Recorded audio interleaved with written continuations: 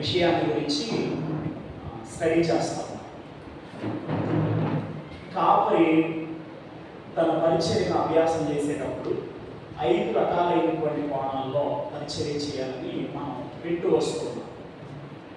కాపరి ఒక ప్రసంగికుడిగా, కాపరి ఒక బోధకుడిగా, కాపరి ఒక పరిచారకుడిగా, కాపరి ఒక సలహాదారునిగా, కాపరి ఒక నాయకుడిగా. ఈ 5 కోణాల్లో తన పరిచర్యను ఏ విధంగా అభ్యాసం చేయాలి, ఏ విధంగా చేస్తే తన పరిచర్య సార్థకంగా ఉంటుంది లేదా ఫలభరితంగా ఉంటుంది అనే విషయాన్ని ఆలోచించేటటువంటి క్రమంలో సలహాదారునిగా కాపరి తన పరిచర్యలో ముందు కొనసాగేటటువంటి సందర్భంలో సలహాలు ఇచ్చే ముందు అతను గుర్తుపెట్టుకోవాల్సినటువంటి కొన్ని సూచనల గురించి మనం గడిచిన కాలంలో జ్ఞాపకం చేసుకోవడం జరిగింది. ఆ తర్వాత ఒక 2 పేజీల్లో ఉన్నటువంటి విషయాలు సెల్ఫ్ ఎక్స్ప్లెనేటరీ, అంటే మీకు చదువుకుంటే అర్థమైంది కాబట్టి నేను వాటిని వివరించేటటువంటి ప్రయత్నం ఏం చేయట్లేదు. మీరు చదువుకోవడం కాపరి పరిచర్యగా, పరిచారకుడు కాపరి సలహాదారునిగా తన పరిచర్యను అందించేటటువంటి క్రమంలో సూచనలు చూసాను. దాని తర్వాత ఉన్నటువంటి కొన్ని విషయాలు మీరు చదువుకుంటే అర్థమవుతుంది కనుక నేను వాటిని తెలియపరిచేటటువంటి ప్రయత్నం చేయట్లేదు. 137వ పేజీ దగ్గర మీ బుక్లో బుక్ నెంబర్ 4లో కాపరి పరిచర్య అనే పుస్తకంలో 137వ పేజీలో మనం సలహాలు ఇచ్చే క్రమంలో ఒక సలహాదారునిగా, ఒక కౌన్సిలర్గా మన ఎదుటికి వచ్చేటటువంటి అనేక మంది ఉన్నటువంటి వారికి ఉన్నటువంటి వివిధ రకాలైనటువంటి సమస్యల్లో వారికి కలిగినటువంటి సందేహాలను నివృత్తి చేసుకునేటటువంటి క్రమంలో మనం వారికి ఆలోచన చెప్పేటటువంటి సమయం అందు జ్ఞాపకం ఉంచుకోవాల్సినటువంటి కొన్ని ప్రాముఖ్యమైనటువంటి విషయాలు మనం గుర్తు చేసుకునేటటువంటి ప్రయత్నించాలి. విందాం. జ్ఞాపకం చేసుకోవాల్సినటువంటి సాధారణమైనటువంటి అంశాలు. నెంబర్ 1, ఏ వ్యక్తి అయితే మన దగ్గరికి వస్తాడో సలహా కోసం, లేకపోతే సందేహాలు తీర్చుకోవడం కొరకై, లేదా వారికి ఉన్నటువంటి సమస్యకు పరిష్కారాన్ని తెలపమని మన దగ్గరికి వస్తాడో ఆ వ్యక్తితో మనం మాట్లాడేటటువంటి సమయమందు ఆ సమస్య వెనుక ఉన్నటువంటి కారణాలను మనం విశ్లేషించేటప్పుడు ఆ సమస్య రావడానికి వారి జీవితాల్లో అది కారణమైతే కనుక, అంటే పాపం కారణమైతే కనుక వారిని సరైనటువంటి దారిలో నడిపించేటటువంటి క్రమంలో కొన్ని పనులు చేయవలసినటువంటి అవసరం ఉంది. సమస్యలు రావడానికి చాలా కారణాలు ఉంటాయి. మీకు అర్థం కావడానికి ఒక ఉదాహరణ చెప్తాను.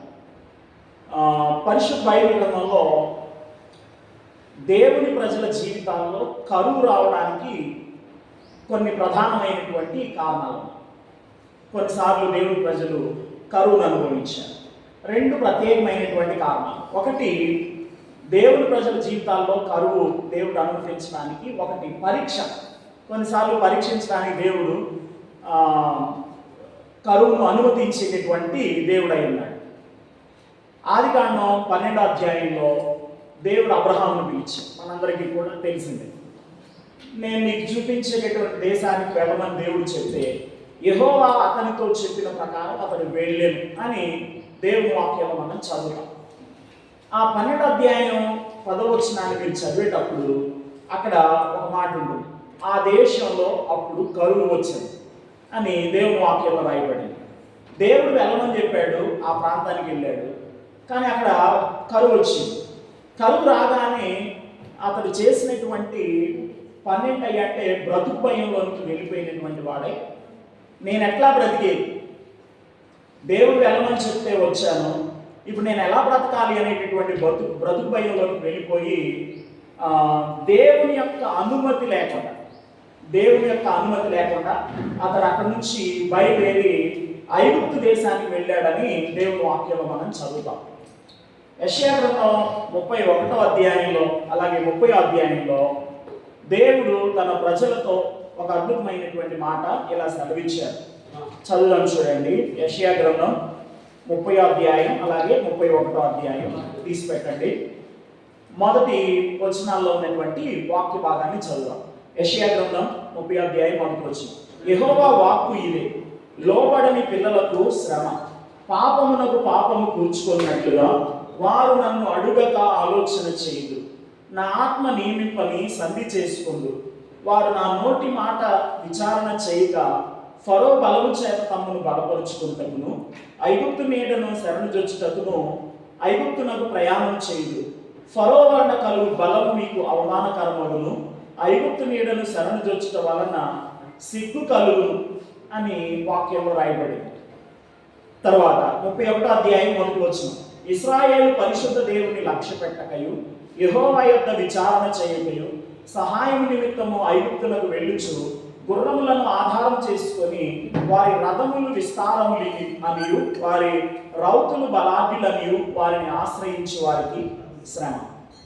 మనం అబ్రహాంకి బహుశా ఈ మాటల్ని లేకపోతే ఈ పరిస్థితులను కూర్చున్నటువంటి అవగాహన ఉండదు కదండి. ఎప్పుడో యెషయా గ్రంథం తర్వాత కాలంలో రాయబడినటువంటి సంగతులు. అయితే మనం ఒకసారి ఇక్కడ అబ్రహాం పెట్టి చదివినట్లయితే ఇలా ఉంటుంది.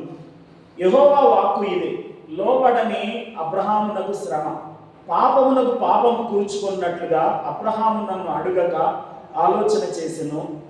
అబ్రహాము నా ఆత్మ నియమింపని సంధి చేసుకొనెను.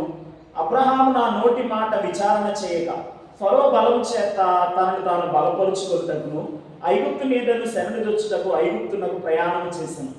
ఫరో వలన కలుగు బలము అబ్రహామునకు అవమానకరమగును, ఐగుప్తు నీడను శరణుజొచ్చుట వలన అబ్రహామునకు సిగ్గు కలుగు అని మనం చదివితే గనక అబ్రహాం తన జీవితంలో దేవుడిని అడగకుండా చాలా ఒక పెద్ద మిస్టేకే చేశాడని మనకి అర్థమవుతుంది.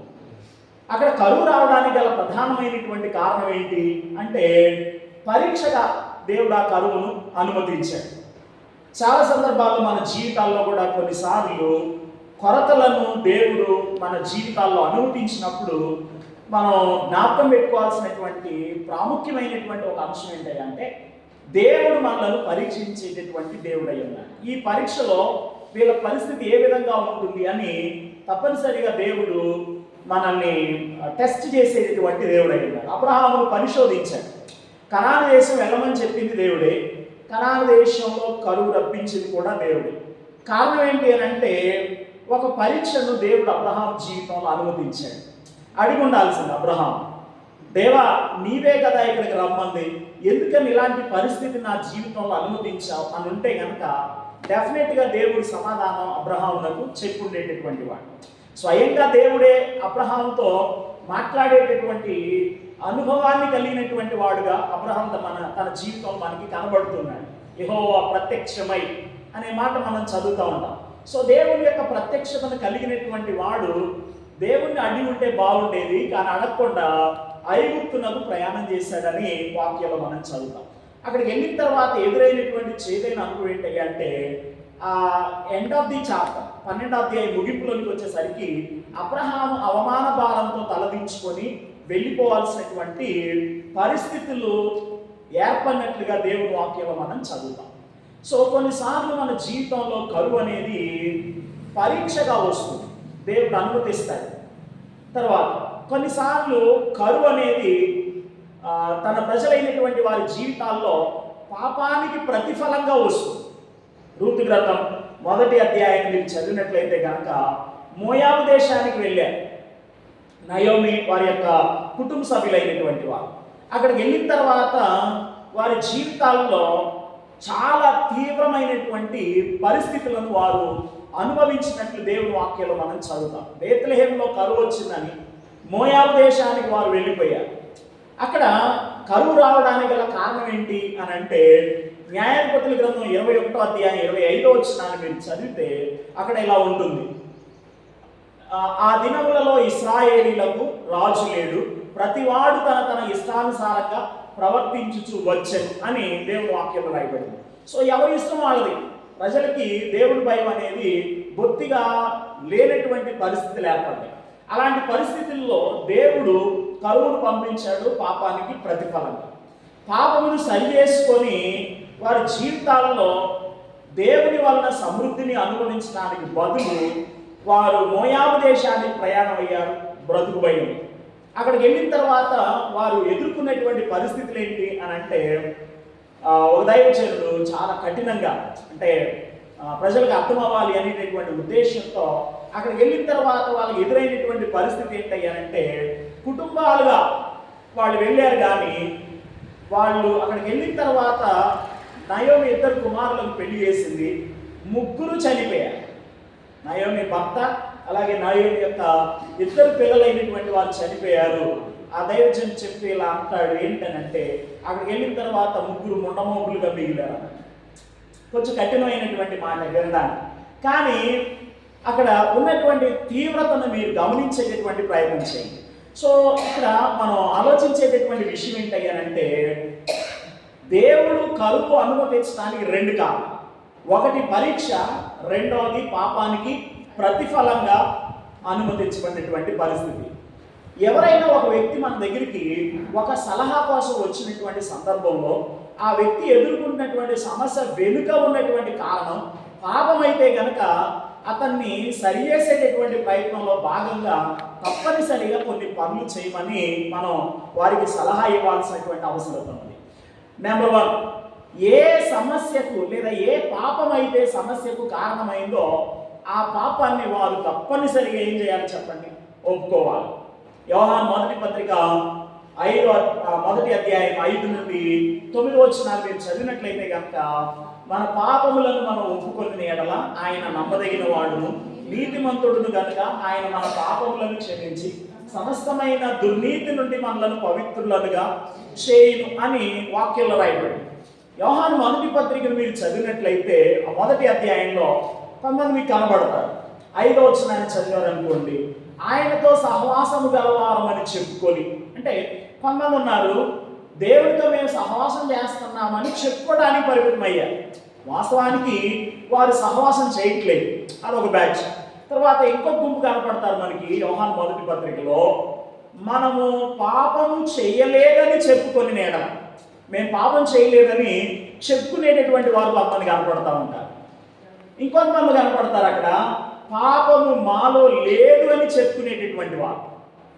మీరు అధ్యాయం చదివితే మీకు క్లియర్గా అర్థమవుతుంది. యోహాను మొదటి పత్రికలో మీరు వాక్యాన్ని చదువుకున్నట్లయితే కనుక ఒకసారి చూడండి. మీరు అలాగే నేను వచ్చినాను చెప్తుంటే బైబిల్ చూడకుండా నాకెళ్ళి వస్తూ ఉన్నారు.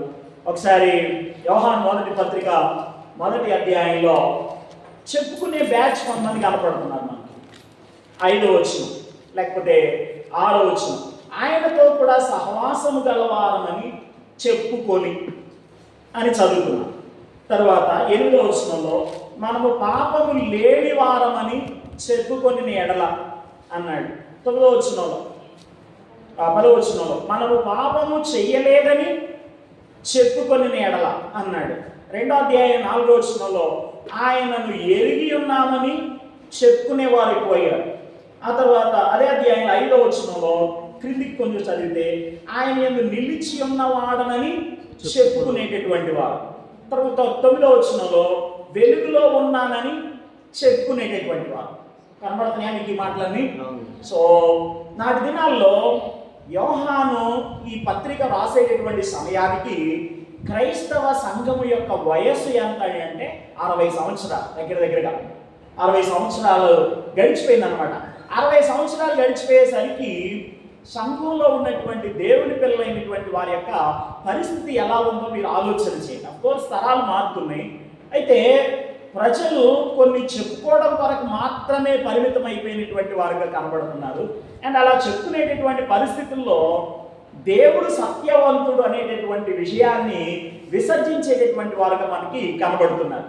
ప్రత్యేకంగా 1వ అధ్యాయంలో అనేకమైనటువంటి విషయాలు తెలియపరిచిన తర్వాత 2 ప్రధానమైనటువంటి సమస్యలు అక్కడ ఉన్నాయని మనకి అర్థమవుతుంది.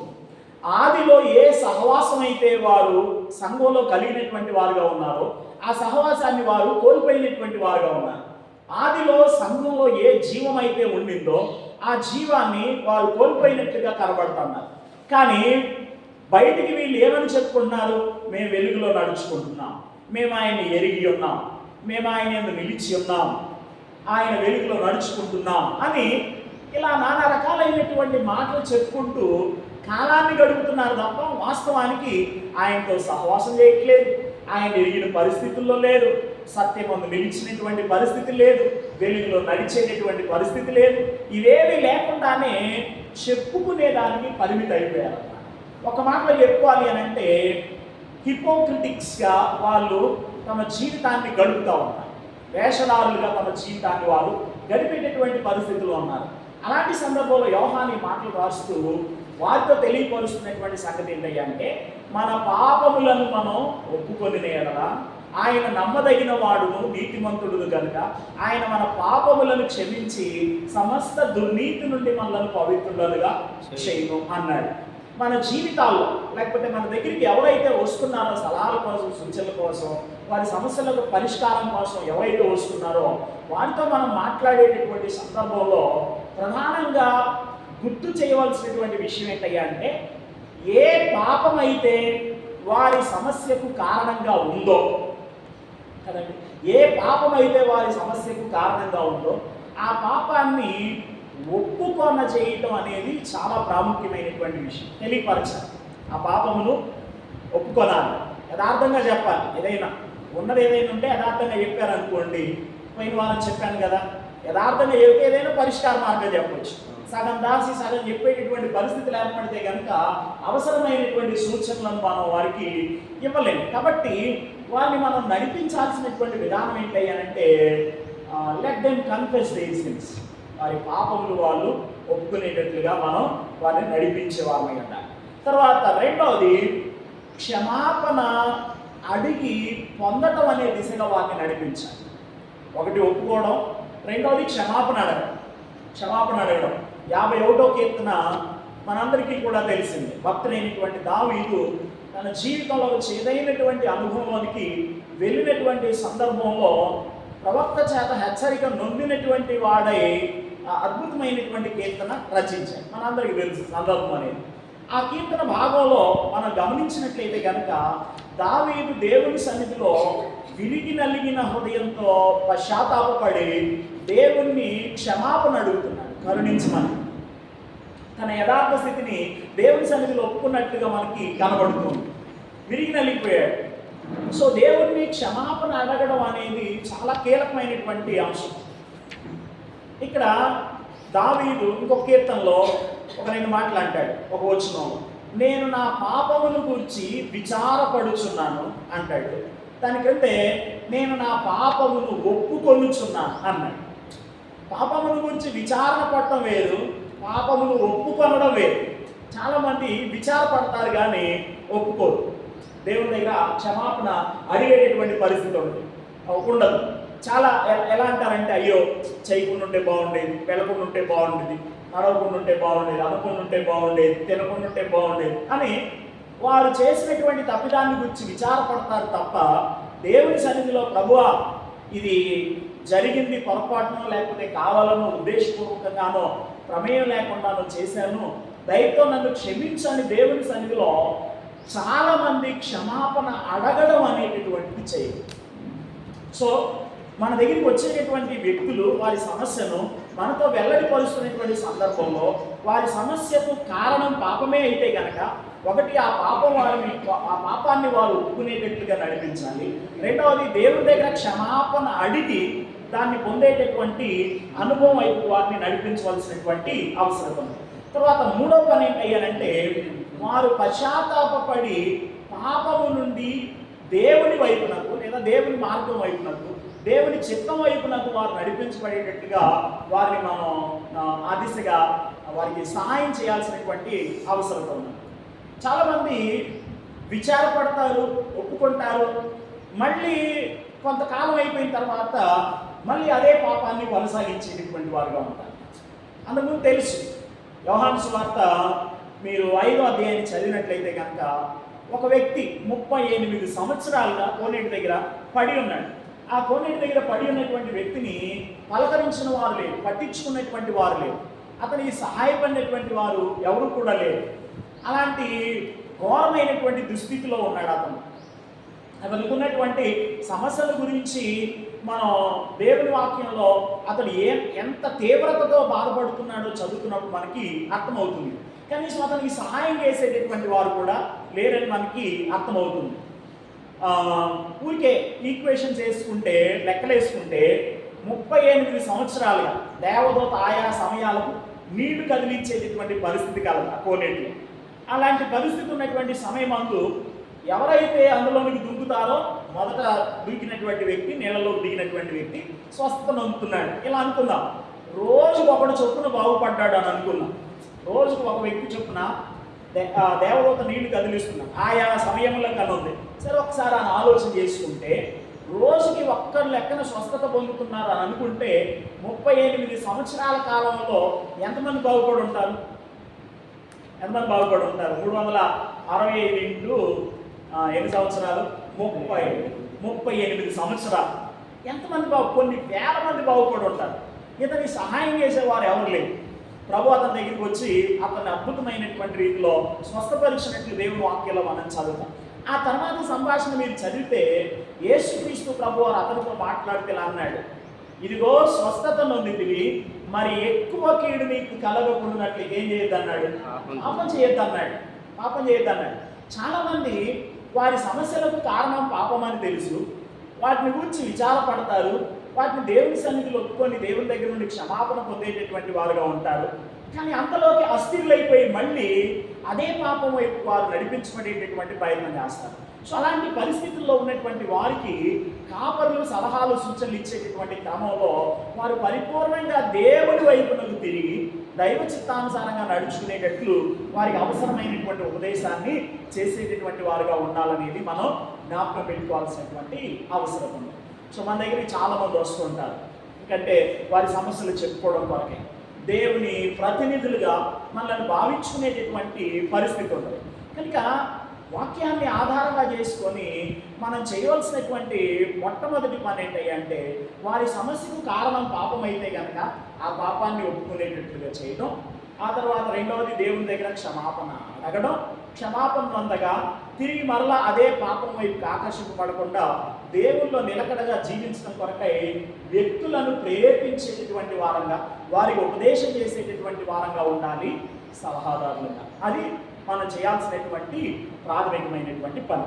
తర్వాత రెండవది, మనం వారికి గుర్తు చేయాల్సినటువంటి ఒక ప్రాముఖ్యమైన విషయం ఏంటంటే విశ్వాసులు పాపపు శక్తి నుండి, పాపపు బలము నుండి వారు విడుదల పొందారని జ్ఞాపకం చేయండి. దేవుడు సంపూర్ణంగా మనల్ని ఏం చేశాడు? విమోచించాడు. సంపూర్ణంగా ఆయన మనలను విమోచించాడు. 130వ కీర్తన మీరు చదివినట్లయితే, ఇశ్రాయేలు యెహోవా కొరకు ఆశ పెట్టుకొనుము, యెహోవా యొక్క కృప దొరుకును, యెహోవా యొక్క సంపూర్ణమైనటువంటి విమోచన దొరుకు అని దేవుడు వాక్యంలో రాయబడింది. సో ఆయన సంపూర్ణంగా మనల్ని విమోచించాడు. ఎబ్రీ పత్రిక 7వ అధ్యాయం మీరు చదివినట్లయితే ఒక అద్భుతమైనటువంటి మాట ఉంటుంది. ఆయన సంపూర్ణంగా మనలను రక్షించుటకు శక్తిమంతుడైనటువంటి దేవుడై ఉన్నాడు అని వాక్యంలో రాయబడింది. సంపూర్ణంగా ఆయన మనలను రక్షించుటకు శక్తిమంతుడైనటువంటి వాడై ఉన్నాడు. సో ఇక్కడ మనం సలహాదారులంగా పనిచేస్తున్నప్పుడు ఎవరైనా మన దగ్గరికి సలహాల కొరకు సూచనల కోసం వచ్చినప్పుడు దేవుని పిల్లలైన విశ్వాసులు వారికి మనం తెలియజేయాల్సినటువంటి మాట ఏంటంటే పాపపు శక్తి నుండి సంపూర్ణమైనటువంటి విడుదల మనం పొందినటువంటి వారంగా ఉన్నాం. కోరుకుంటే తప్ప విశ్వాసులకు పాపం చేయాల్సినటువంటి అవసరం లేదు. కోరుకుంటే కావాలని చేస్తే తప్ప. వాస్తవానికి దేవుని పిల్లలమైనటువంటి మనకి పాపం చేయవలసినటువంటి అవసరత లేదు. మీరు దేవుని వాక్యాన్ని జ్ఞాపకం చేసుకుంటే రోమపత్రిక 8వ అధ్యాయంలో 12 నుండి 14 వచనాలు మీరు చదివినట్లయితే, మరలా భయపడుటకు మనము దాస్యపు ఆత్మను పొందలేదు కానీ దత్తపుత్ర ఆత్మను పొందినటువంటి వారమై ఉన్నాం అని పౌలు భక్తుడు జ్ఞాపకం చేస్తూ వచ్చాడు. కనుక పాపమునకు మన మీద ఏలుబడి చేసేటటువంటి అధికారం లేకుండా దేవుడు సంపూర్ణంగా మనల్ని విమోచించాడు అనేది ఎవరైతే మన దగ్గరికి కౌన్సిలింగ్ కొరకై వస్తారో అది వారికి మనం జ్ఞాపకం చేయవలసినటువంటి అవసరం ఉంది. అది రెండో విషయం. తర్వాత మూడోది ఏంటి అంటే విశ్వాస జీవితంలో స్తుతి యొక్క స్థానం మరియు పరిశుద్ధాత్మ యొక్క పరిచర్యను వారికి సూచించాలి, అంటే తెలియపరచాలి. పరిశుద్ధాత్మ దేవుడు మన హృదయాల్లో ఆయన తన కార్యాలు ఏ విధంగా జరిగించేటటువంటి వాడై ఉన్నాడో అవి వారికి మనం తెలియజేయవలసినటువంటి అవసరం ఉంది. ఎఫెసీ పత్రిక 5వ అధ్యాయం 18వ వచనాన్ని మీరు చదివితే ఆత్మపూర్ణులై ఉండండి అన్నాడు. ఆత్మపూర్ణులై ఉండండి అన్నాడు.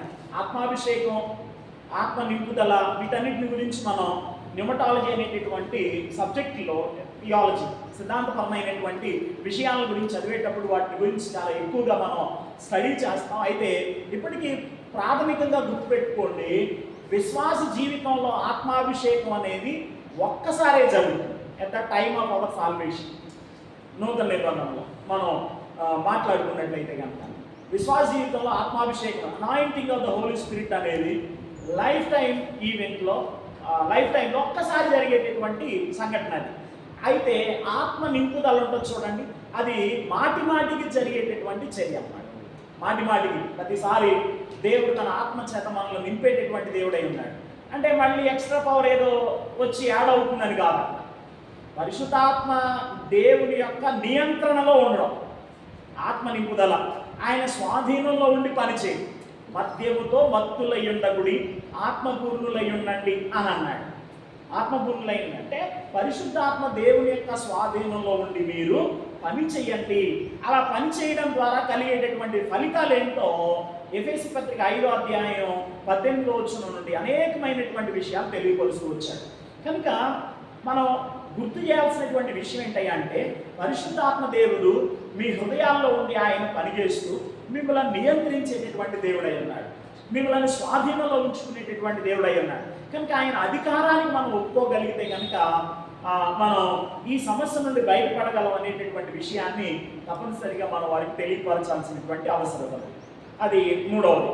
తర్వాత నాలుగవది, దేవుని వాక్యం యొక్క ఉద్దేశమును మరియు శక్తిని స్థిరంగా చెప్పుటకు జ్ఞాపకం ఉంచుకుంటాం. అంటే వాక్యంలో ఎంత శక్తి ఉన్నదో, వాక్యం వారి జీవితాల్లో లేదా మన జీవితాల్లో ఎంత కార్యాన్ని చేస్తుందో అనేది వారికి మనం తెలియపరచవలసినటువంటి అవసరం ఉంది.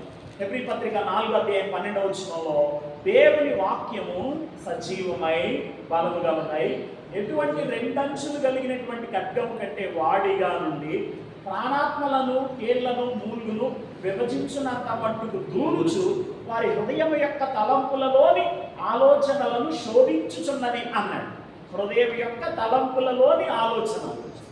ఎంత అద్భుతమైనటువంటి సుప్రీం పవర్ కలిగినటువంటి వాక్యాన్ని దేవుడు మనకి ఇచ్చాడో మీరు ఆలోచన చేయండి. యాకోబు పత్రిక 1వ అధ్యాయంలో ఉంటుంది, దేవుని వాక్యం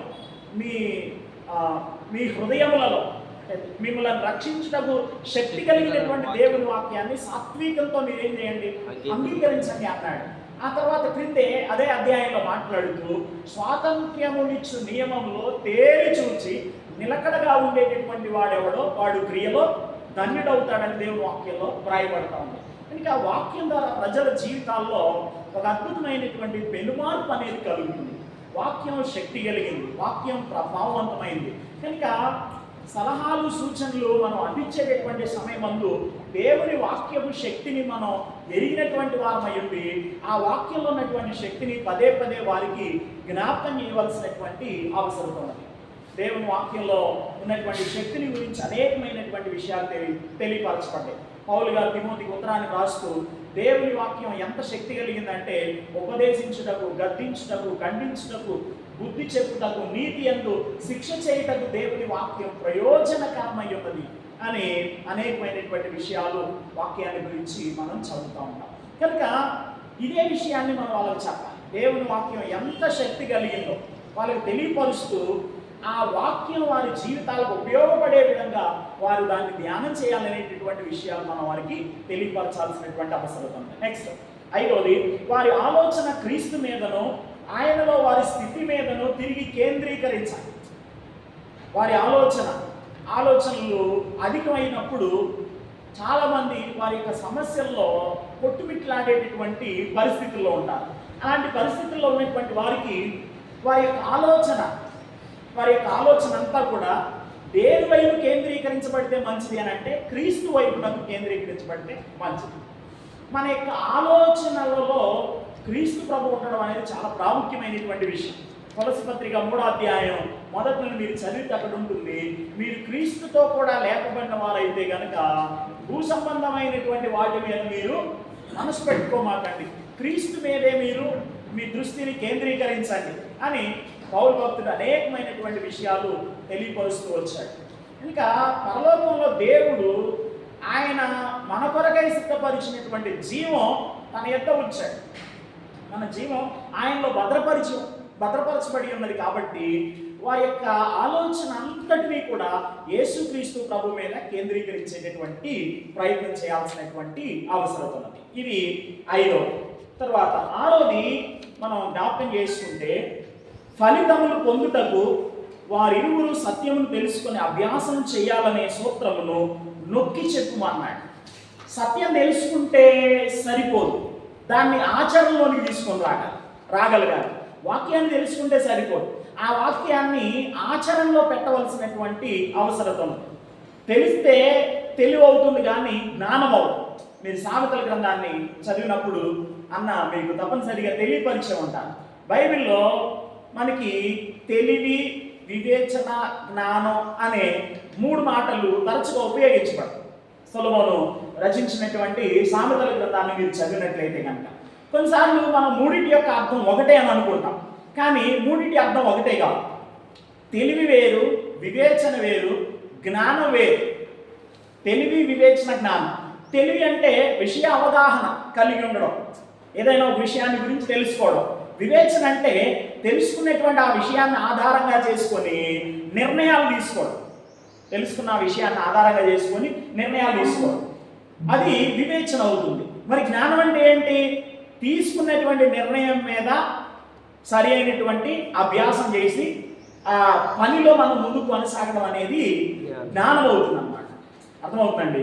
పరిశుద్ధులుగా ఉండాలి అని తెలుసుకుంటే అది తెలివి. పరిశుద్ధంగా జీవించాలి అని నిర్ణయం తీసుకుంటే అది వివేచన. పరిశుద్ధంగా జీవించడం అది జ్ఞానం. అర్థమవుతుందా? యెహోవా యందు భయభక్తులు కలిగి ఉండుట జ్ఞానమునకు మూలమని దేవుని వాక్యంలో రాయబడతా ఉంది. జ్ఞానం అనే స్థాయిని మనం చేరుకోవాలి అంటే ముందున్నటువంటి 2 మెట్లు ఎక్కాలి. తెలుసుకోవాలి, వివేచన చేయాలి, అలాగే ఆ ఆచరణలోనికి మనం తెలుసుకున్నటువంటి విషయాన్ని, నిర్ణయం తీసుకున్నటువంటి విషయాన్ని తీసుకొని రాగలగాలి. అప్పుడు జ్ఞానవంతులు అవుతాం. అదే సామెతల గ్రంథంలో ఉన్నటువంటి అనేకమైనటువంటి గొప్ప సంగతుల్లో అది ఒక ప్రధానమైనటువంటి విషయం అన్నమాట. చాలామంది తెలివి దగ్గర ఆగిపోతారు. చాలామంది తెలివి దగ్గర ఆగిపోయేవారుగా ఉంటారు. పరిశుద్ధంగా జీవించాలి అని తెలుసుకుంటారు, అంతే. నిర్ణయాలు ఏముండవు. మనం దేవుని వాక్యాన్ని వింటున్నటువంటి ప్రతిసారి కూడా తప్పనిసరిగా ఏదో ఒక తీర్మానం అనేది తీసుకోవాలి. వాక్యం చెప్తారు సరే కదండి, 1 గంట సేపు లేదా 1 గంటన్నర సేపు నిలబడి దేవుని సావుకులైనటువంటి వారు వాక్యం చెప్పిన తర్వాత ఇప్పటివరకు మీరు దేవుని వాక్యాన్ని విన్నారు, ఇప్పుడు విన్నటువంటి వాక్యాన్ని ఆధారంగా చేసుకుని కాసేపు ప్రార్థన చేసుకోండి, ఒక 2 నిమిషాలు, ఒక 5 నిమిషాలు అని అంటే నోరు కూడా మెరిపేటటువంటి పరిస్థితి ఉండదు. మీకు అర్థం కావడం కోసం మరి ఎంతమంది ఆ రోజు తీర్మానాలు చేశారు నాకు తెలియదు, కానీ నదీ సభలు జరిగేటప్పుడు లాస్ట్ రోజు నైట్ నేను లైవ్ చూశాను. అన్న చాలా తీవ్రంగా మాట్లాడారు. లైవ్ అంటే అప్పుడు చూడలేదు, తర్వాత లింక్కి సంబంధించినటువంటి నోటిఫికేషన్ వస్తే అది చూడటం జరిగింది అన్నమాట. చూస్తూ ఉన్నటువంటి సమయం మాకు చాలా ఏమంటారు గట్టిగానే మాట్లాడారు, ఒక రకంగా చెప్పుకోవాలి అని అంటే. కానీ ఆ తర్వాత ప్రార్థనలో కనీసం 10 నిమిషాల పై నేను నడిపించాను. ఆ ప్రార్థనలో నడిపించేటటువంటి సమయం మందు మరి ఎంతమంది నిర్ణయాలు తీసుకున్నారో, తీర్మానాలు తీసుకున్నారో నాకైతే తెలియదు. సర్వసాధారణంగా జరిగేటటువంటి విషయం ఏంటంటే వాక్యం వింటారు, గంట సేపు వింటారు, కానీ ఒక 5 నిమిషాలు ప్రార్థన చేసుకోవాలి అని అంటే కనుక ప్రార్థన చేసుకోవడం అనేది చాలా కష్టతరమైనటువంటి విషయం. తొందరగా వదిలేస్తే బాగుండు అన్నట్టుగా ఆలోచన చేసేటటువంటి వారు కూడా ఉంటారు. కానీ కొంతమంది ఉంటారు తీర్మానాలు తీసుకుంటారు, తప్పనిసరిగా వివేచన ఆలోచన కలిగినటువంటి వారై ఉంటారు. అక్కడితో ఆగిపోకూడదు, మళ్ళా తీసుకున్నటువంటి తీర్మానాల మీద నిలకడగా జీవించడం అనేది జరగాలి. అప్పుడు జ్ఞానవంతం. అర్థమైందండి? సో వారికి మనం దేవుని వాక్యాన్ని తెలియజేసుకున్నట్టుగా తెలుసుకుంటే మాత్రం పరిమితం అయిపోదు. ఆ తెలుసుకునేటువంటి వాక్యాన్ని వారు అభ్యాసంలో పెట్టాలి. అభ్యాసంలో పెడితే మాత్రమే వాళ్ళు ఫలితాలు పొందేటటువంటి వారై ఉంటారు. మా దగ్గర మా క్లాస్మేట్ ఒక అతను ఉన్నాడు, వాళ్ళది కేరళ, మలయాళం. అయితే మాకు టైం టేబుల్ ఇస్తారన్నమాట. ఎగ్జామ్ ఇయర్ టైం టేబుల్ అంతా ఒకసారి ఇచ్చేస్తారు. ఆ ఎగ్జామ్స్ టైం టేబుల్ ఉంది చూడండి, కనీసం ఒక 4 రోజుల ముందు నోటీస్ బోర్డులో పెడతారన్నమాట. నోటీస్ బోర్డులో పెట్టిన తర్వాత వాడు ఏం చేస్తాడంటే, 4 రోజులు టైం ఉంది చదువుకోవచ్చులే అనేటటువంటి ఆలోచన ఉంటాడు. అట్లా కాలం గడిపి ఇక రేపు ఎగ్జామ్ అనగా ఈ రోజు బాగా చదివే వాళ్ళు ఉంటారు చూడండి, వాళ్ళ దగ్గరికి వెళ్ళి ఇంపార్టెంట్ క్వశ్చన్స్ అడుగుతూ ఉంటారు. ఏమన్నా సెక్యులర్ ఎగ్జామ్సా, ఇది ఖచ్చితంగా వస్తుంది, ఇది చదువుకో, ఇది తప్పనిసరిగా అడుగుతారని చెప్పడానికి అట్లా అసీమ్ చేసేది ఏమి ఉండదు. కానీ అడుగుతూ ఉంటాడు. ఇంకా సరే అది చదువుకో ఇది చదువుకొని ఏదైతే తెలియపరిచిన తర్వాత పోని ఆ రాత్రన్నా కాసేపు కూర్చొని ఏమైనా చదువుతాడంటే చదవడు. ఇక 4 రోజులు బట్టిగా చెయ్యింది ఇప్పుడు చేస్తే ఏమొస్తుందిలే అని అనుకుంటాడేమో, మొత్తానికి హాయిగా నిద్రపోవాలి. మరుసటి రోజు ఎగ్జామ్లో కూర్చున్నప్పుడు ఆ క్వశ్చన్ పేపర్ చూడగానే స్టార్స్ కనపడతా ఉంటాయి. ఇక తనకి 4 దిక్కులా ఉన్నటువంటి వారిని అడుగుతా ఆ క్వశ్చన్ ఆన్సర్ చెప్పు, ఈ క్వశ్చన్ ఆన్సర్ చెప్పు, ఈ క్వశ్చన్ ఆన్సర్ చెప్పు అని అడుగుతూ ఉంటాను. ఎందుకు నేను ఈ ఉదాహరణ చెబుతున్నాను అని అంటే, ఎగ్జామ్ ఉందని తెలుసుకుంటే జ్ఞానవంతులు ఎవరో, ఎగ్జామ్ ఉందని తెలుసుకున్న తర్వాత నిర్ణయం తీసుకుని చదువుకోవాలనేటటువంటి నిర్ణయం తీసుకున్నా కూడా జ్ఞానవంతులు కాలేదు. చదివి దాన్ని ఆచరణలో పెట్టినప్పుడు అప్పుడు జ్ఞానవంతులు అయ్యేటటువంటి అవకాశం ఉంది కదండి.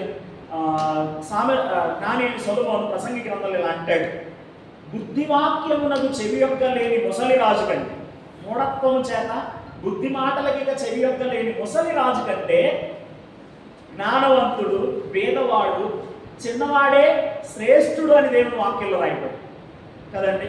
బుద్ధి మాటలకి చెవి యొక్క లేని ముసలి రాజు కంటే, వీళ్ళకి అనుభవం ఉంటుంది కానీ వాక్యానికి విధేయత చూపించేటటువంటి మనసు మాత్రం ఉండదు. చాలామంది వాక్యం చెప్పారనుకోండి, బాయ్ నేను బాప్తిస్మం పొందినప్పుడు మీకు నిక్కర్లు కట్టుకోవడం కూడా చేత కాదు అనేటటువంటి వాళ్ళు ఉంటారు. నిజంగా అండి, వాళ్ళు అంటే ఏమనుకుంటారంటే మాకంతా తెలుసు అనేటటువంటి ఆలోచనలు ఉంటారు. కొంతమంది కనపడుతూ ఉంటారు, మేము అప్పుడు అని చరిత్రలో వెనకెళ్తూ ఉంటారు అన్నమాట. దైవజనులు జాషువా డానియల్ గారి తండ్రి గారు, ఎల్ఈఎఫ్ అని ఆర్గనైజేషన్ ఉంది కదండి, వాళ్ళ తండ్రి గారు వాళ్ళ జీవిత చరిత్ర గురించి ఆయన రాస్తూ జాషువా డానియల్ గారు ఒక అద్భుతమైనటువంటి మాట చెప్పారు. జీవజల ప్రవాహాలు అనేటటువంటి బయోగ్రఫీ వాళ్ళ తండ్రి గారి జీవిత చరిత్ర గురించి చెప్పాడు. ఆయన ఇలా అన్నారు, గడిచిన కాలంలో ఉన్నటువంటి అనుభవాల గురించి మాట్లాడుకుంటూ విశ్వాస ఆధ్యాత్మిక జీవితంలో అక్కడే ఆగిపోయి అడుగులు ముందుకు వేయలేనటువంటి వారి యొక్క అభివృద్ధికి ఆ గడిచిన కాలంలో ఉన్నటువంటి అనుభవాలు జ్ఞాపకం చేసుకోవడం అనేది ఒక మత్తు మందు లాంటిది అన్నాడు. అంటే మత్తు ఎక్కిస్తే అవయవాలు పనిచేయమంటే మొద్దు మారిపోతాయి అన్నమాట కదండి. మత్తు ఎక్కించినటువంటి సమయం అందు అవయవాలు మొద్దు మారిపోయినట్లు గడిచిన కాలంలో అనుభవాలు జ్ఞాపకం చేసుకుంటూ ఉంటారు. అనుభవాలు జ్ఞాపకం చేసుకోవడం తప్పంటలా, నేను జాగ్రత్తగా నా మాటలు అర్థం చేసుకునేటటువంటి ప్రయత్నించి అనుభవాలు జ్ఞాపకం చేసుకోవడం మంచిదే. కానీ హెబ్రీ పత్రిక 13వ అధ్యాయం 7వ వచనం ప్రకారం మీ పైన నాయకులుగా ఉన్నటువంటి వారు ఎవరైతే ఉన్నారో వారు మీ ఆత్మలను గూర్చి వారి యొక్క విశ్వాసాన్ని మీరు అనుసరించండి అంటాడు. వారి విశ్వాస ఫలమును మీరు శ్రద్ధగా తలంచుకోండి అని, తర్వాత వెంటనే ఇంకో మాట అంటాడు, మీరు దాన్ని అనుసరించండి అంటాడు. తలంచుకోవడం ప్రాముఖ్యమే, కానీ అనుసరించడం అనేది చాలా ప్రాముఖ్యమైనటువంటి విషయంగా మనం తీసుకోవాల్సినటువంటి అవసరం ఉంది. చాలామంది తలంచుకునే దానికే పరిమితం అవుతూ ఉంటారు. మా ముందున్న పెద్దలు అలా ఇలా అని వాళ్ళ గురించి చెప్పుకోవడానికే మనం పరిమితం అవ్వకూడదు. వారి విశ్వాసము అడుగుల్లో మనం నడవలసినటువంటి అవసరం ఉంది. ఇంకా చాలామంది వయసులో పెద్దవారు, రక్షణ జీవితంలో అనుభవజ్ఞులైనటువంటి వారు ఏమని తలంచేటటువంటి వారుగా ఉంటారంటే చాలా సందర్భాల్లో మాకు మీరు చెప్పేదేంటి, మాకు అన్నీ తెలుసు అనేటటువంటి ఆలోచనలో ఉండేటటువంటి వారుగా ఉంటారు. సీనియర్స్ అంటారు. ఇక్కడ సీనియారిటీ పనిచేయి, సిన్సియారిటీ పనిచేసింది. అర్థమవుతుందండి, సిన్సియారిటీ పనిచేస్తుంది. ఇంకా చాలామంది మూఢత్వం చేత బుద్ధి మాటలకు చెవియొక్కలేనటువంటి వారుగా ఉంటారు. మీకు తెలుసా, కొన్ని స్థలాల్లో సంఘాల్లో ఉన్నటువంటి విశ్వాసులైనటువంటి వారు వారి తరంలో ఉన్నటువంటి వారి కంటే వారి తర్వాత తరంలో ఉండే సేవకులైనటువంటి వారు వాక్యం చెబుతూ ఉంటే కనుక వాటి గురించి కనుక పట్టించుకోరు. మన ధ్యానంలో ఉంటారు, ఏదో ఆలోచన చేస్తుంటారు. ఆ ఇల్లు అయితే మనం వినేది ఏంట్లే అనేటటువంటి తలంతో ఉంటారు. వాళ్ళ జీవితాల్లో ఏ విధమైనటువంటి మేలు పొందరు, ఎప్పటికీ కూడా ఏ విధమైనటువంటి మేలు పొందరు. ఎవరు శ్రేష్ఠులు? మూఢత్వం చేత బుద్ధి మాటలకు చెవియొక్కలేని వారు శ్రేష్ఠులుగా. పేదవాడు, చిన్నవాడు ఆయన జ్ఞానవంతుడైనటువంటి వ్యక్తి, అనగా వయసులో చిన్నవాడైనా జ్ఞానంలో తక్కువ అయినటువంటి పరిస్థితుల్లో ఉన్న దేవుని వాక్యానికి అతను లోబడుతూ ఉంటే గనక, బుద్ధి మాటలకు చెవియొక్కుతూ ఉంటే గనక అతడే శ్రేష్టవంతుడని దేవుని వాక్యం మనకు స్పష్టంగా తెలియజేస్తాం. కనుక వినడానికి పరిమితం కాకూడదు. విన్నటువంటి వాక్య సత్యములను ఆచరణాత్మకంగా పాటించేటటువంటి వాళ్ళగా ఉండగలిగినప్పుడు ఫలితాలు అనేవి ఖచ్చితంగా మనకి కనబడతా ఉంటాయి. వింటారు, వారి సమస్య చెప్పుకోవడానికి మన దగ్గరికి వస్తారు, వింటారు. చెప్పుకోవడానికి మన దగ్గరికి వచ్చి విన్నటువంటి సమయం అంటూ దాన్ని ఆచరణలో పెట్టాలి అనేటటువంటి మనసు ఉండాలి కదండి. ఒకసారి ఒక అక్కగారు నా దగ్గరికి వచ్చారు. అయ్యా మీతో మాట్లాడాలనుకుంటున్నాను అన్నారు. అంటే చెప్పండి అక్క ఏంటి అని అన్నాను. వాళ్ళ అమ్మాయి డిగ్రీ చదువుకుంటుంది. వాళ్ళ అమ్మాయికి ఏదో మ్యారేజ్ ప్రపోజల్ ఒకటి వచ్చింది. మ్యారేజ్ ప్రపోజల్ వచ్చిన సందర్భంలో నా సలహా తీసుకుని అడుగులు ముందుకు వేద్దాం అన్నట్టుగా ఆమె నా దగ్గరికి వచ్చింది. అప్పటికే నేను పరిచర్యలో ముందు కొనసాగుతూ ఉన్నాను. అయితే నా దగ్గరికి వచ్చి ఆమె ఇలా చెప్తుంది, అన్ని మంచి పరిస్థితులు, డబ్బులు ఉన్నాయి, చదువుకున్నాడు, ఉద్యోగం ఉంది, ఆ తర్వాత ఫ్యామిలీ కూడా చాలా మంచోళ్ళు, కొంచెం ఎక్కడో బీరకాయ పీచు చుట్టరేకం కూడా కలిసింది అని ఇవన్నీ కూడా చెబుతుంది. ఇవన్నీ చెప్పిన తర్వాత ఒక మాట, అయితే వాళ్ళు విశ్వాసులుగా యేసుక్రీస్తు ప్రభుని వాళ్ళు స్వంత రక్షకుడిగా అంగీకరించలేదు, ఏం చేయమంటారు అన్నాను. ఏం చేయమంటాం చెప్పండి, మీరైతే ఏం చెప్తారు? అదే సహోదరి మీ దగ్గరికి వచ్చి ఇలాంటి పరిస్థితి మీకు చెప్పుకొని ఉంటే కనుక మీరైతే ఏం సలహా చేస్తారు? చేసుకోమని చెప్తారా, వద్దని చెప్తారా? నిజమేనా? వద్దనే చెప్తారా? మా కాపర్లు ఏం మాట్లాడలేదు, వద్దని చెప్తారా, చేసుకోమని చెప్తారా? వద్దనే చెప్తాం. నేను కూడా అదే చెప్పాను. యేసుక్రీస్తు ప్రభువును గురించినటువంటి కనీస అవగాహన లేనటువంటి ఒక వ్యక్తికి మీ అమ్మాయినిచ్చి ఆమె విశ్వాస జీవితాన్ని పాడు చేయకండి. ఆమె విశ్వాస జీవితాన్ని పాడు చేయకండి. అప్పుడప్పుడే నెమ్మదిగా ఆ పాప రక్షణ అనుభవంలోనికి వస్తాం. రక్షణ అనుభవంలోనికి వస్తున్నటువంటి ఆ సందర్భంలో, లేదా విశ్వాసంలోనికి వస్తున్నటువంటి ఆ సందర్భంలో ఆమె విశ్వాసాన్ని దెబ్బతీసేటటువంటి ప్రయత్నం చేయగలరు. అలాంటి పని చేయమాకండి అక్క, వద్దులే అని చెప్పి తెలియపరచడం జరిగింది. అక్కడతో ఆగాల. విషయం ఏంటంటే ఈమెకి ఆ మెరుగులన్నీ చూస్తూ ఉంటే ఇవ్వాలనిపిస్తుంది. పైన ఉన్నటువంటి పరిస్థితులన్నీ కూడా చూస్తూ ఉంటే ఇవ్వాలనిపిస్తూ ఉన్నటువంటి పరిస్థితి. కానీ ఈ విశ్వాసం అనేటటువంటి ఒక్క అంశం దగ్గరికి వచ్చేసరికి ఆలోచించడం చేస్తూ ఉంది. చాలామంది వివాహాల్లో మీకు తెలియదే కాదు, ABCDEF వరకు చూస్తారు. ABCDEF వరకు చూస్తారంట. ఏంటి ABCDEF?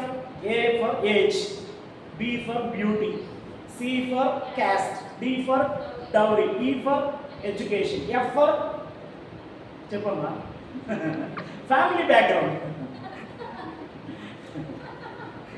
పర్లేదులే, ఎక్కడో వినుంటారు, చెప్తున్నారు, తప్పేం కాదు. అందుకనే గుర్తు చేసుకుంటారు ఏమన్నా అడిగారు. ఈడు చోటు బాగుందా లేదా, అందంగా ఉందా లేదా, మా కులమా కాదా, డబ్బులు బాగా ఇయ్యగలరా లేదా, మంచిగా చదువుకుందా లేదా, అటేడు తరాలు ఇటేడు తరాలు బాగున్నాయా లేదా, ఇవన్నీ చూస్తారట. జీవి ఉంటుంది, దాన్ని మాత్రం పట్టించుకోరు. జీ ఫర్ గాడ్షిప్, అది దేవుని చిత్తమా కాదా అనేది ఏమాత్రం కూడా ఏం చేయాలంటే ఆలోచించే. కాబట్టి ఓ సావుకునిగా నేను ఏదైతే చెప్పాలనుకున్నానో ఆవిడకి అది చెప్పేశారు. ఆమె విశ్వాసాన్ని మీరు అడిచేసే ప్రయత్నం చేయకండి. ఇప్పుడిప్పుడే నెమ్మదిగా దేవుని వాక్యాన్ని వింటా ఉంది, చక్కగా చదువుకుంటుంది కదా, చదువుకోనియండి. అయినా ఇంతలోకి పెళ్ళి ఆలోచన ఏంటి, 17 సంవత్సరాలే కదా, ఎందుకని అంత ఆలోచన చేస్తున్నామనంటే, అది కాదు చిన్న అంటే నన్ను కొంచెం అట్లా పిలుస్తూ ఉంటారు. వాళ్ళ ముందు పెరిగారు కదా, సేవకుడిని అయినా సరే నన్ను కొంచెం చిన్నయ్య లేదా చిన్ని అని పిలుస్తూ ఉంటారు అన్నమాట. అది కాదయ్యా అని ఏదో చెప్పే ప్రయత్నం చేస్తుంది. అక్క, 2 మాటలు, చెయ్యాలి అనుకుంటే చేసేయండి. నేను చెప్పేది మీకు ఎక్కడం, మీకు ఆల్రెడీ మనసులో ఏముంది? అతను ఉద్యోగం కనపడుతుంది, 80,000 వచ్చేటటువంటి ఉద్యోగం కనపడుతుంది. ఆ తర్వాత వాళ్ళ చుట్టరైతం కనపడుతుంది. ఆ తర్వాత వాళ్ళకు ఉన్నటువంటి ఎడ్యుకేషన్ మీకు బాగా అనిపిస్తాం. ఇవన్నీ కూడా మీకు కనపడుతున్నాయి కాబట్టి నేను చెప్పే మాటలు మీకు ఎక్కువ. కానీ ఒకటి మాత్రం గుర్తుపెట్టుకోండి, దేవుని చిత్తం అనేది లేకపోతే కనుక ఆ మ్యారేజ్ అనేది చాలా డిస్టర్బ్ అవుతుంది. కాబట్టి మీరు ఆలోచన చేసి నిర్ణయాలు తీసుకోండి అని ఇక మూడోసారి కాస్త గట్టిగా చెప్పేసరికి నెమ్మదిగా సర్లేనయ్యా వెళ్ళొస్తా అని చెప్పి వెళ్ళింది. అయితే మంచి నిర్ణయమే తీసుకుంది, చేయలేదు. ఆ అబ్బాయి ఇంకా అవిశ్వాసిగానే ఉన్నాడు, యేసుక్రీస్తు ప్రభు నమ్ముకోలేదు. అండ్ కొంతమంది ఏమని ఆలోచన చేస్తూ ఉంటారంటే పెళ్ళయ్యాక మార్చుకుందాంలే అని అంటారు. వీళ్ళు మారకుండా ఉంటే సరే, వాళ్ళు మార్చుకోవడం ఏమో కానీ కదండి. చాలామంది వారి జీవితాల్లో వింటారు కానీ విన్నటువంటి మాటలకు ఏం చూపించారంటే విధేయత చూపించారు. సో మనం ఒక సలహాదారులుగా వారు మన ఎదుటికి వచ్చినప్పుడు వారికి దేవుని వాక్యాన్ని తెలియపరచడం ఎంత ప్రాముఖ్యమో ఒక విషయాన్ని నొక్కి తప్పనిసరిగా చెప్పితేరా. ఏంటయ్యాది అంటే వినటానికి మాత్రమే మీరు పరిమితం అయిపోతే మేలుకోండి. విన్నటువంటి మాటలను మీరు ఆచరణలోకి తీసుకొని రాగలిగితే కనుక తప్పనిసరిగా మీరు మేల్కొంటారని తెలియపరచవలసినటువంటి అవసరం ఉంది. పేతురు 2వ పత్రిక 1వ అధ్యాయం 5 నుండి 9 వచనాలు మీరు చదివితే కొన్ని సద్గుణాలు అక్కడ తెలియచేయబట్టి మీరు చదువుకోండి, మీకు అర్థమవుతుంది. తర్వాత 7వ, వారి ఎడల ఉన్న దేవుని ప్రేమను, కాపుదలను మరియు పట్టింపును వ్యక్తిగతంగా దృఢపరుచును. వ్యక్తిగతంగా దేవుడు వారి పట్ల శ్రద్ధ కలిగి ఉన్నాడు అనే విషయాన్ని వారికి అర్థమయ్యేటట్లుగా మనం తెలియపరచవలసినటువంటి అవసరం ఉన్నది. పేతురు 1వ పత్రిక 5వ అధ్యాయం 7వ వచనంలో ఆయన మిమ్ములను గూర్చి చింతించుచున్నాడు కనుక మీ చింత యావత్తు ఆయన మీద వేయండి అని పేతురు తెలియపరిచాడు. ఇది అనుభవంతో తెలుసుకునేటువంటి విషయం కదండి. పేతురు అనుభవపూర్వకంగా చెప్పినటువంటి మాట, ఆయన మిమ్ములను గూర్చి చింతపడుతున్నాడు. కనుక దేవుడు ప్రతి వ్యక్తి పట్ల ఏం కలిగి ఉన్నాడు? శ్రద్ధ కలిగి ఉన్నాడు, ప్రణాళికలు కలిగి ఉన్నాడు. ఆ ప్రణాళిక వారికి అర్థమయ్యేటట్లుగా వాక్యాన్ని ఆధారంగా చేసుకుని మనం తెలియపరచగలిగితే కనుక తప్పనిసరిగా వారి సమస్యల నుంచి బయటకు వచ్చేటటువంటి పరిస్థితి ఉంటుంది. 8, ఇతరులను ప్రేమించుట మరియు సేవించుటకు వారి ధ్యానమును తమ మీద నుండి మళ్లించు. ఇతరులను ప్రేమించుటకు మరియు సేవించుటకు వారి ధ్యానమును తమ మీద నుండి మళ్లించు. ఫిలిప్పీ పత్రిక 2వ అధ్యాయంలో క్రీస్తు యేసునకు కలిగిన ఈ మనస్సు మీరు కలిగి ఉండండి అని ఒక అద్భుతమైనటువంటి విషయాన్ని పౌలు భక్తుడు యేసుక్రీస్తు ప్రభు యొక్క మనసును గురించి మాట్లాడుతున్నాడు. అలా మాట్లాడే క్రమంలో కొన్ని ఉదాహరణలు చెప్పాడు. అలా చెప్తూ 2వ అధ్యాయం 19వ వచనంకి వచ్చిన తర్వాత అంటాడు, వాక్యాన్ని మీరు జ్ఞాపకం చేసుకుంటే అందరూ తమ స్వంత కార్యములనే చూసుకొనిచున్నారు కానీ ఇతరుల కార్యములను చూడట్లేదు. వారి యొక్క ప్రయోజనాల గురించి ఆలోచించేటటువంటి వారుగా ఉన్నారు. వారి సమస్యల్లో నుండి బయటపడేటటువంటి క్రమంలో దేవుని పిల్లలైనటువంటి వారు తప్పనిసరిగా తమ గురించి అధికంగా ఆలోచించడం మానేసి ఎదుటి వారిని గురించి ఆలోచన చేయడం, వారిని ప్రేమించడం అనేది చేసేటటువంటి పరిస్థితుల్లోనికి రావాలి. ఫిలిప్పీ పత్రిక 2వ అధ్యాయం 1 నుండి 5 వచనాలు మీరు చదివితే మీరు ఒకరి కంటే ఒకడు మిమ్మల్ని యోగ్యులుగా ఎంచుకోనండి అని తెలియపరిచినట్లు వాక్యంలో మనం చదువుతాం. ఇది 8వ. 9వ, వారి సమస్యల పరిస్థితి దేవుని ఉద్దేశములు నెరవేర్చుచున్నదని నీవు గ్రహించిన ఎడల దేవుని విధానానికి అడ్డొచ్చేటటువంటి ప్రయత్నం మాత్రం చేయదు. కొంతమందికి సమస్యలు వస్తూ ఉంటాయి, విన్నారు కదా. కొంతమందికి కొన్ని సమస్యలు వస్తూ ఉంటాయి. ఆ సమస్యల్లో దేవుడు తన చిత్తాన్ని నెరవేర్చబోనై ఉన్నాడు. తన చిత్తాన్ని ఆయన నెరవేర్చడానికి ఇష్టపడ్డాడు. ఆయన చిత్తాన్ని నెరవేర్చడానికి ఇష్టపడే ఆ సమస్యను దేవుడు వారి జీవితాల్లోకి అనుమతించుంటాడు.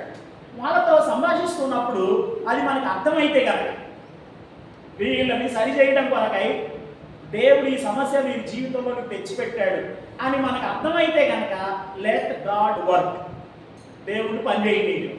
ఇక మనం అనవసరమైనటువంటి సలహాలు సూచనలు ఏవి కూడా ఇచ్చేటటువంటి ప్రయత్నం చేయకూడదు. ఎందుకంటే దేవుడు ఒక ఉద్దేశంతో ఆ సమస్యను వారి జీవితాల్లో అనుమతించాడు.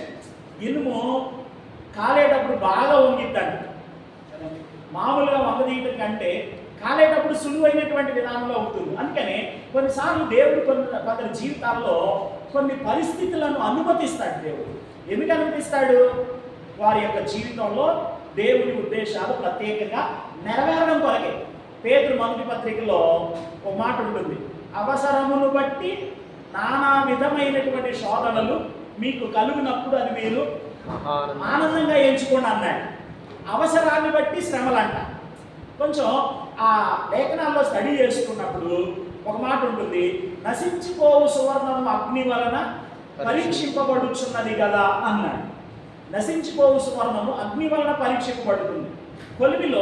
కొలిమిలో సువర్ణాన్ని పెట్టి అంటే బంగారాన్ని పెట్టి కాల్చేటటువంటి సమయం అందు జాగ్రత్తగా వినండి మాట, దాన్ని వేడి చేసేటప్పుడు లేదా దానిలో ఉన్నటువంటి ఆ మలినాన్నంతటినీ కూడా తొలగించేటటువంటి ప్రక్రియలో కంసాలి వాళ్ళు ఆ బంగారానికి దగ్గరగా వారు తమ ముఖాన్ని పెట్టి చాలా పరీక్షగా పనిచేస్తూ ఉంటారు.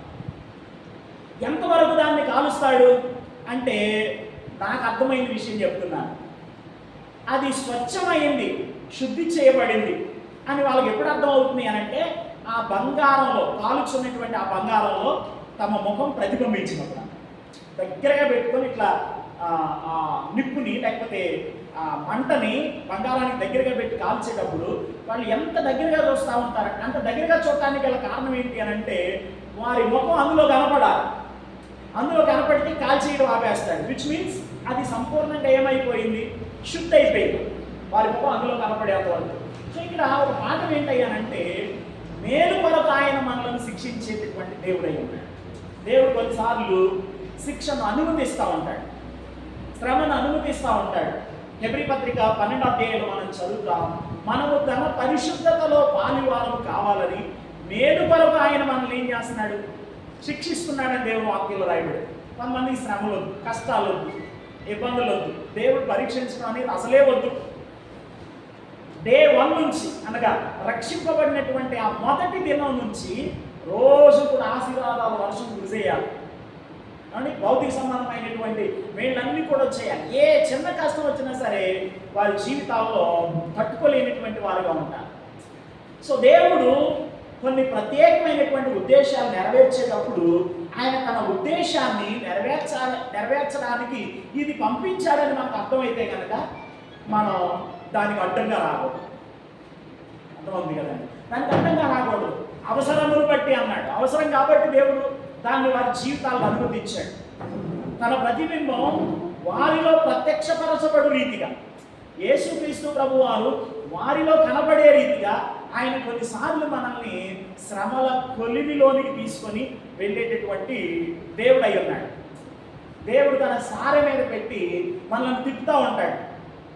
ఆ తిప్పేటటువంటి క్రమంలో ఒకే ఒక ఆలోచన కుమ్మరి కలిగి ఉంటాడు. ఏంటి ఆ ఆలోచన? తన మనసులో ఒక రూపం ఉంటుంది. ఇదిగో ఈ మట్టికి నేను ఈ ఆకృతిని ఇవ్వాలి, ఈ రూపాన్ని ఇవ్వాలి అనేటటువంటి తలంపు కలిగినటువంటి వాడుగా ఉంటాడు. ఆ రూపం వచ్చేంత వరకు కూడా సారె మీద కుమ్మరి పనిచేస్తూనే ఉంటాడు. ఆ రూపం వచ్చిన తర్వాత దాన్ని జాగ్రత్తగా తీసి పక్కన పెట్టేటటువంటి పరిస్థితి ఉంటుంది. సో దేవుడు తన సారె మీద మనల్ని పరీక్షించేటటువంటి దేవుడై ఉన్నాడు. సో కొన్నిసార్లు వారి జీవితాల్లో ఎదురైనటువంటి శ్రమలు ఏవైతే ఉంటాయో ఆ శ్రమలు దేవుని ఉద్దేశాలు నెరవేరడానికి వచ్చినవి అయితే కనుక దేవుని పని చేయాలి. మనం అటు వచ్చేటటువంటి ప్రయత్నాలు చేయకూడదు. కాబట్టి ఒక సలహాదారునిగా కాపరి పని చేసేటప్పుడు ఈ ప్రాముఖ్యమైనటువంటి విషయాలన్నీ కూడా గుర్తుపెట్టుకొని వారి సమస్యల్లో వారికి సహకారాన్ని అందించేవారుగా, ఆలోచన చెప్పేవారిగా, మంచి సలహాలు ఇచ్చేటటువంటి వారుగా ఉండవలసినటువంటి అవసరత ఉన్నది కాపరి ఒక సలహాదారునిగా పనిచేసేటప్పుడు. ఇది 4వ విషయం, అక్కడితో కంప్లీట్ అయిపోయింది. సో ఇప్పుడు 4 విషయాలు చూసాం. కాపరి 1 ప్రసంగికునిగా, 2 బోధకునిగా, 3 పరిచారకునిగా, 4 సలహాదారునిగా. ఎవరు మాట్లాడాలి? పని చేయాలి, వేరియస్ విధానాల్లో పని చేయాలి. వివిధ రకాలైనటువంటి కాపరంటే ఆదివారం పులిపిండి మీద నిలబడి ప్రసంగం చేయడానికి పరిమితం అవ్వకూడదు కదండి. కొంతమంది దానికే పరిమితం అవుతారు, అదొక డ్యూటీ లాగా. మీకు పోయినసారి ఒక పుస్తకం పేరు చెప్పాను, ఆత్మీయ నాయకుడు అనేటటువంటి ఒక బుక్ పేరు చెప్పడం జరిగింది. పుస్తకాల్లోకి వెళ్ళినప్పుడు తీసుకోండి, రచయిత పేరు జాన్ కునెన్ గారు. ఆయన కాపరి పరిచర్య గురించి ఒక ఉదాహరణ చెప్పాడు. ఆత్మీయ నాయకుడి గురించి ఒక ఉదాహరణ చెప్పాడు. తెస్సలోనికై మొదటి పత్రిక 2వ అధ్యాయంలో స్తన్యమిచ్చు తల్లి తన సొంత బిడ్డను గారవించినట్లు మేము మీ మధ్యను సాధువులమై ఉంటిమి అన్నాడు. ఒక అనుమానం అండి, వాక్యం చదువుతారు ఆ రోజు కాపరులు, సేవకులు, సహోదరులు మా బయట చదువుతారు రోజు అంటే గుర్తుండదా లేకపోతే చెప్పకూడదని ఏమన్నా ఫిక్స్ అయ్యారు? స్తన్యమిచ్చు తల్లి తన సొంత బిడ్డను గానవించినట్లు. ఇప్పుడు ఈ చిన్నోడు ఉన్నాడు మీ పైన, ఓకే, ఈ చిన్నోడు ఉన్నాడు, సిక్ అయ్యాడు, శరీర బలహీనత వచ్చింది, హాస్పిటల్కి తీసుకొని వెళ్ళారు. అక్కడ పెద్ద హాస్పిటల్ అయితే కనుక ఇతని కోసం ఒక నర్సు ఉంటుంది. ఆ నర్సు ఎంతవరకు పనిచేస్తుంది? ఆమె డ్యూటీ టైం వరకు మాత్రమే పనిచేస్తుంది. ఆ 8 అవర్స్లో ఈ చిన్నోడి పట్ల ఎంత శ్రద్ధ తీసుకోవాలో తన బాధ్యత ప్రకారం, తన డ్యూటీ ప్రకారం ఆమె ఎంత శ్రద్ధ అయితే తీసుకోవాలో అంత శ్రద్ధ తీసుకుంటుంది. 8 గంటలు అయిపోయిన తర్వాత అమ్మమ్మ ఇంకొక గంట ఉండరా అంటే నాకేం పని లేదా, నాకు ఫ్యామిలీ ఉంది, నాకు పిల్లలు ఉన్నారు, నాకు కూడా పనులు ఉన్నాయి అని ఆమె డ్యూటీ నుండి వెళ్ళిపోయే పరిస్థితులు ఉంటాయి. కానీ తల్లి అలా ఉంటుందా? ఉండలేదు అసలు.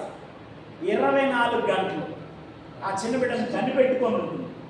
ఒకవేళ అలిసిపోయిన మీదట ఏదైనా కునుకొచ్చినా, ఏదైనా కొంచెం అలికిడైనా వెంటనే లేస్తుంది, వెంటనే లేస్తుంది. ఏ తల్లి కూడా నర్స్ డ్యూటీ లాగా డ్యూటీ చేసేటటువంటి ప్రయత్నం చేయదు తమ పిల్లల పట్ల. ఒక ఆత్మీయ నాయకుడు, కాపరి తన పిల్లల విషయమై, దేవుడు తనకు అప్పగించినటువంటి మంద విషయమై ఒక నర్సులాగా కాదు, ఒక తల్లిలాగా పనిచేస్తాడు. నాకు చాలా ఇంప్రెసివ్గా అనిపించింది ఆ ఉదాహరణ చదివినప్పుడు. చాలాసార్లు మనం కాపరి పరిచర్య అంటే ఏమనుకుంటామంటే వేదికకి ప్రసంగం చేసి ఎవరైనా మనం ముందుకు వస్తే కనుక వాళ్ళకి 4 ముక్కలు ప్రార్థన చెప్పి ఆ తర్వాత ఇక సెలవు తీసుకునేటటువంటి పరిస్థితుల్లో ఉంటారు చాలామంది కాపరులు. మీరు అలా లేరని అనుకుంటున్నాను, మీరు అలా లేరని అనుకుంటున్నాను. కాపరి పరిచర్య చాలా రకాలుగా ఉంది. దాన్ని దేవుడు మనకు అనుగ్రహించాడు అని అంటే అది చాలా సవాలుతో కూడుకున్నది అనే విషయాన్ని మనం మర్చిపోకూడదు. అనుకోద్దండి, సవాలుతో కూడుకున్నటువంటి విషయం. అయితే అత్యంత ఆశీర్వాదకరమైనటువంటి పని. ఉదయం చెడ్డలా అన్నాడు, కాపరి పరిచర్య చేయాలంటే దమ్ము ఉండాలన్న. దేవుడు పడితాడు చేయలేదు. దేవుడు కొందరికి ఆ ప్రత్యేకమైన సామర్థ్యాన్ని ఇస్తాడు. అది చేయకపోతే వాళ్ళు ఉండలేరు. ఎందుకంటే ఆ సామర్థ్యాన్ని దేవుడు వారి భుజాల మీద పెట్టాడు కాబట్టి చేస్తూనే ఉంటారు, కష్టపడి పని చేస్తూనే ఉంటారు. అయితే వాక్యానుసారమైనటువంటి కాపరులంగా మనం పనిచేసేటప్పుడు ఈ 5 కోణాల్లో పరిచర్యను అభ్యాసం చేయవలసినటువంటి అవసరం ఉంది. 5 కోణాల్లో ఈ పరిచర్యను అభ్యాసం చేయాలి. ఒక ప్రసంగికునిగా పనిచేయాలి, ఒక బోధకునిగా పనిచేయాలి, ఒక పరిచారకునిగా పనిచేయాలి, ఒక సలహాదారుడిగా పనిచేయాలి, అండ్ ఫైనల్గా ఒక నాయకుడిగా కూడా పనిచేయాలి. మీకు ఒక పుస్తకం పేరు చెప్తాను, పైన వారం చెప్పినట్టున్నా, వాక్యానుసారమైన కాపరు పుస్తకం పేరు. మీకు బయట బుక్ స్టాల్స్లో దొరుకుతుందో లేదో నాకు తెలియదు. అయితే నేను ఒక 10 పుస్తకాలు తెప్పించాను. అది యాక్చువల్గా చర్చ్ హిస్టరీలో ప్యూరిటన్ అనేటటువంటి ఒక గుంపు ఉంటుంది. ఆ ప్యూరిటన్ గుంపునకు సంబంధించినటువంటి ఒక దైవజనుడు రిచర్డ్ బాక్స్టర్ అనేటటువంటి ఆయన రిఫార్మ్డ్ పాస్టర్ అని రాశాడు పుస్తకాన్ని. కాపర్లు తప్పనిసరిగా చదివి తీరాల్సినటువంటి పుస్తకం అని. కాపర్లు తప్పనిసరిగా చదివి తీరాల్సినటువంటి పుస్తకం. మీకు పుస్తకాలు చదివే అలవాటు ఉంది అనుకుంటున్నాను. ఉందా? పుస్తకాలు చదువుతారా? వాట్సాప్లో చదువుతారా? మనంతా వాట్సాప్ యూనివర్సిటీనా? పుస్తకాలు చదివే అలవాటు ఉందా? చదవండి, చదవాలి, పుస్తకాలు చదవాలి. చెప్పిస్తానండి, అదే చెప్పబోతాను. పుస్తకాలు చదవాలి కంపల్సరిగా. చదవడం విషయానికి యేసయ్య పెద్దపేట వేశారు. 10 సార్లు ప్రశ్నించాడు, చదవలేదా చదవలేదా చదవలేదా, లేఖనం లేదు చదవలేదా అంటే కొందరు ఏమనుకుంటారు, కేవలం బైబిల్ మాత్రమే చదవమన్నాడు కాబట్టి ఇతరత్ర గ్రంథాలు చదవకూడదని అనుకుంటారు. అలా ఏమనుకోకూడదు. వాక్యాన్ని ఆధారంగా చేసుకుని ప్రతి పుస్తకాన్ని చదివాను. ఇప్పుడు మనం ఈ పుస్తకాన్ని ఫాలో అవ్వట్లా, వాక్యాన్ని ఆధారంగా చేసుకొని సిద్ధం చేసినటువంటి ఈ కోర్సుని మనం అనుసరించే క్రమంలో ఈ పుస్తకాలు ఫాలో అవ్వట్లేదు కాబట్టి చదవాలి. సో ఈ పుస్తకాన్ని నేను కొన్ని తెప్పించాను. అట్లానే మళ్ళీ పుస్తకాన్ని పఠించేటటువంటి క్రమంలో పరిశుద్ధ బైబిల్ గ్రంథాన్ని పక్కన పెట్టేయకూడదు. కొంతమంది ఎలా ఉంటారంటే ఆ పుస్తకాలు ఈ పుస్తకాలు ఆ పుస్తకాలు ఈ పుస్తకాలు అన్నీ చదువుతారు, కానీ బైబిల్ మాత్రం పక్కన పెడతారు. దీనికి ప్రాథమికమైన స్థానం, దీనికి ప్రాథమికమైన స్థానం, ఓకేనా?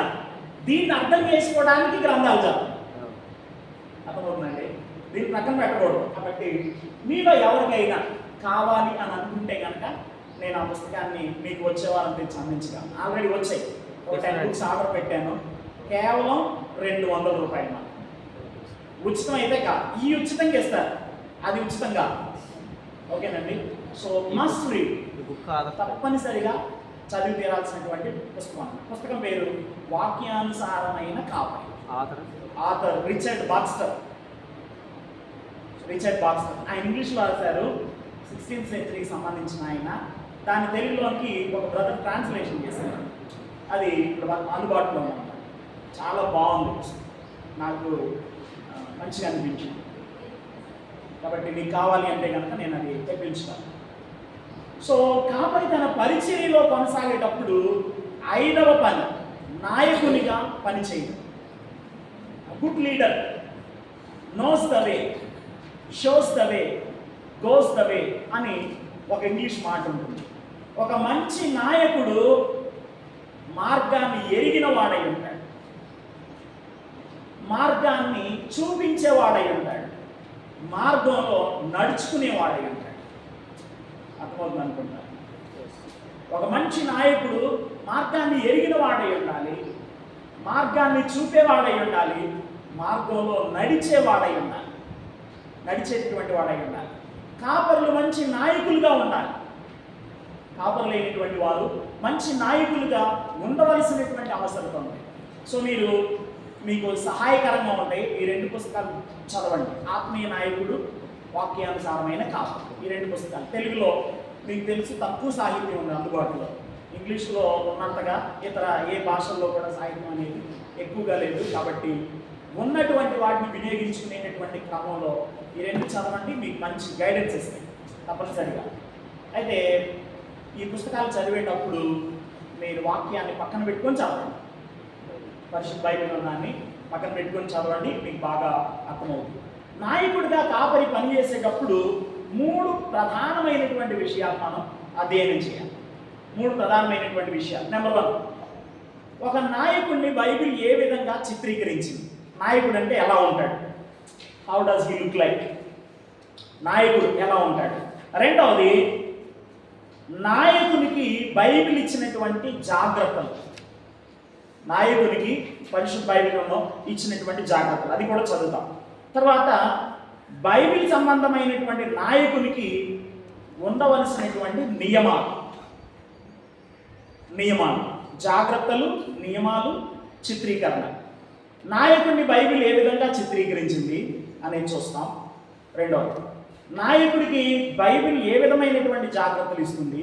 మూడవది, నాయకునికి బైబిల్ పెట్టినటువంటి నియమాలు ఏంటి, ఇది చూద్దాం. ఇది చూసిన తర్వాత నాయకుని విఫలత, కాపరి యొక్క విఫలత, నాయకుని కాదు కాపరి యొక్క విఫలత. అంటే కాపరి తన పరిచర్యలో ఎప్పుడు విఫలం అవుతాడు. మీరందరూ సక్సెస్ అవ్వాలని కోరుకుంటారు తప్పనిసరిగా కదండి. కాపరులుగా తప్పనిసరిగా దేవుని సేవలో మనం కొనసాగుతున్నప్పుడు సక్సెస్ అవ్వాలని అందరం ఆలోచన చేస్తాం. అయితే చాలామంది విఫలమైపోతూ ఉంటారు. ఆ విఫలత ఎందుకు కలుగుతుందో, దాన్ని ఏ విధంగా ఆపాలో అనేటటువంటి అంశంతో మనం ఈ పుస్తకాన్ని ముగించుకునేటటువంటి ప్రయత్నం చేద్దాం ఈరోజు. అలాగే అవకాశం ఉంటే కనుక వచ్చే వారం కూడా ఈ 2 విషయాల గురించి మనం జ్ఞాపకం చేసుకునేటటువంటి ప్రయత్నం చేద్దాం. నెంబర్ 1, బైబిల్ నాయకుడిని ఏ విధంగా చిత్రీకరించింది. వాక్యానుసారమైన నాయకుడు ఎలా ఉంటాడు అంటే, నెంబర్ 1, బైబిల్ సంబంధమైనటువంటి నాయకుడు ఒక కాపరిగా ఉంటాడు. రెండవది, త్రోవ చూపించేవాడుగా ఉంటాడు. మూడవది పరిపాలించేవాడుగా ఉంటాడు. నాలుగవది నిర్వహించేవాడుగా ఉంటాడు. ఐదవది వ్యవహార నిర్వహణ కలిగిన వాడుగా ఉంటాడు. ఆరవది నడిపించేటటువంటి వాడుగా ఉంటాడు. అర్థమవుతుందండి? మీకు అర్థం కావడానికి ఇలా చెప్తాను. అపోస్తుల కార్యాల గ్రంథం 27వ అధ్యాయం. అపోస్తుల కార్యాల గ్రంథం 27వ అధ్యాయం మీరు జాగ్రత్తగా అబ్జర్వ్ చేస్తే అందులో ఉన్న వచనాలు అలాగే ఇంకొన్ని జోడించి నేను మాట్లాడేటటువంటి ప్రయత్నం చేస్తున్నాను. ఇది మీకు అర్థమైతే కనుక డెఫినెట్గా మీరు బైబిల్ ఓపెన్ చేసి చూడాలి. అపోస్తుల కార్యాల గ్రంథం 27వ అధ్యాయంలో ఒకసారి తీయండి. అపోస్తుల కార్యాల గ్రంథం 27వ అధ్యాయం. అపోస్తుల కార్యాల గ్రంథం 27లో ఏముంటుంది? వాక్యం ఉందా? అపోస్తుల కార్యాల గ్రంథం 27లో ఏముంది? అపోస్తుడైన పౌలుని బంధించి ఇటలీకి తీసుకొని వెళ్ళేటటువంటి ప్రయాణం గురించి రాయబడింది కదండి. మనందరికీ కూడా తెలిసినటువంటి విషయమే. పౌలు తన 3వ మిషనరీ దండయాత్ర అయిపోయిన తర్వాత కొన్ని నాటకీయమైన పరిస్థితుల మధ్య హీ వాజ్ అరెస్ట్ చేయబడ్డాడు. అతన్ని అనేక మంది ముందు నిలబెడతా ఉన్నారు, అధికారుల ముందు. అపోస్తుల కార్యాలు 9:15లో మనం చదువుతాం, ఇతడు నా నామమును భరించుటకు నేను ఏర్పరచుకొనిన సాధనం అన్నాడు దేవుడు. ఇశ్రాయేలీల ముందు, అన్యజనుల ముందు, రాజులైన వారి ముందు ఇతడు నా నామాన్ని భరించాలి అన్నాడు. పౌలు గారి భక్తుని యొక్క స్వార్థ దండయాత్రలు మీరు చదివితే ఈ స్వార్థ దండయాత్రలో 2 రకాలైన గుంపుల ముందు నిలబడి స్వార్థ చెప్పేశాడు. అన్యజనుల ముందు నిలబడ్డాడు, ఇశ్రాయేలీలైనటువంటి వారి ఎదురు నిలబడి స్వార్థ ప్రకటించారు. ఇక మిగిలింది ఎవరయ్యా అంటే రాజులు లేదా అధికారులైనటువంటి వారు మిగిలిపోయారు. అపోస్తుల కార్యాల గ్రంథం 21వ అధ్యాయం దగ్గర నుండి మీరు చదివితే ఆ 3వ మాట పౌలు భక్తుని జీవితంలో నెరవేరడం మీరు గమనిస్తారు. చాలా మంది ముందు నిలబడ్డాడు, యాజకుల ముందు నిలబడ్డాడు, సన్హెడ్రిన్ సభలో నిలబడ్డాడు, జడ్జెస్ ముందు నిలబడ్డాడు, రాజుల ముందు నిలబడ్డాడు, గవర్నర్ల ముందు నిలబడ్డాడు కదండి. ఫేస్తు, ఫెలిక్స్, తెర్తుళ్ళు, ఇలా రకరకాలైనటువంటి వారందరి ఎదుట పౌలు భక్తులు నిలబడి యేసుక్రీస్తు ప్రభువుని గురించినటువంటి సువార్తను ప్రకటిస్తూ వచ్చాడు. తనకి వచ్చినటువంటి ప్రతి అవకాశాన్ని సద్వినియోగం చేసుకుంటాడు. అతన్ని నిలబెట్టింది ఒకే ఉద్దేశం ఏంటయ్యా అంటే ఇతడు 3 నేరాలు మోపారు పౌలు గారి మీద.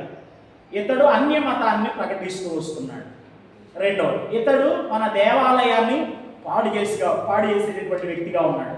ఇతడు ఒక రాజద్రోహిగా ఉన్నాడు. ఇవి ఆయన మీద మోపబడినటువంటి నేరములు.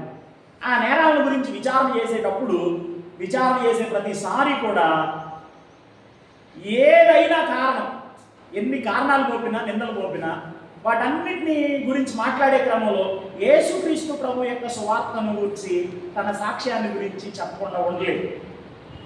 సాక్ష్యాన్ని గురించి మాట్లాడుతూ వచ్చాడు. అలా చెప్పే సందర్భంలో ఒకరోజు అన్నాడు, నేను కైసర్ ఎదురు చెప్పుకుంటాను ఇక ఏదున్నా సరే అని మాట్లాడుతూ వచ్చినప్పుడు, కైసర్ ఎదురు చెప్పుకుంటున్నావు కాబట్టి కైసర్ దగ్గరికి పో అని అతను ఇటలీ పంపించేటటువంటి ప్రయత్నం చేస్తూ ఉన్నాడు. ఆ ప్రయాణాన్ని గురించి మనం 27వ అధ్యాయంలో 28వ అధ్యాయంలో చదువుతూ ఉంటాం. ఇటలీ వెళ్తున్నప్పుడు వాడ నావికుడు పౌలు, శతాధిపతి అనేటటువంటి 3 వ్యక్తులు మనకు కనబడతా ఉన్నారు. పౌలు చెప్పింది నమ్మక వాడ నావికుడు చెప్పిందే నమ్మాడు శతాధిపతి యూలి అని దేవుని వాక్యంలో రాయబడి ఉంటుంది. అది ఎన్నో వచ్చిందన్న ఒకసారి అపోస్తుల కార్యాల గ్రంథం 27:11 వచ్చిన చదవండి ఒకసారి. అయినను శతాధిపతి పౌలు చెప్పినది నమ్మక నావికుడును ఓడ యజమానుడు చెప్పినదే నమ్మెను అన్నాడు. ఓడ యజమానుడు చెప్పినదే నమ్మెను అని వాక్యంలో మనం చదువుతాం. అక్కడ కుబెర్నెసిస్ అనేటటువంటి ఒక పదాన్ని ఉపయోగించారు. జాగ్రత్తగా కుబెర్నెసిస్ అనే పదాన్ని ఉపయోగించారు. ఈ పదానికి 3 అర్థాలు ఉన్నాయి. మొదటి అర్థం ఏంటంటే పై విచారణ చేయువాడు. వాడ నావికుడి దగ్గర ఉపయోగించబడినటువంటి పదం అన్నమాట కుబెర్నెసిస్. ఈ మాటకు అర్థం ఏంటంటే పై విచారణ చేయవాడు. అది మొదటి అర్థం. రెండవది ముందుండి నడిపించేవాడు. ముందుండి నడిపించేవాడు. మూడవది బాధ్యత వహించేవాడు. బాధ్యత వహించేవాడు.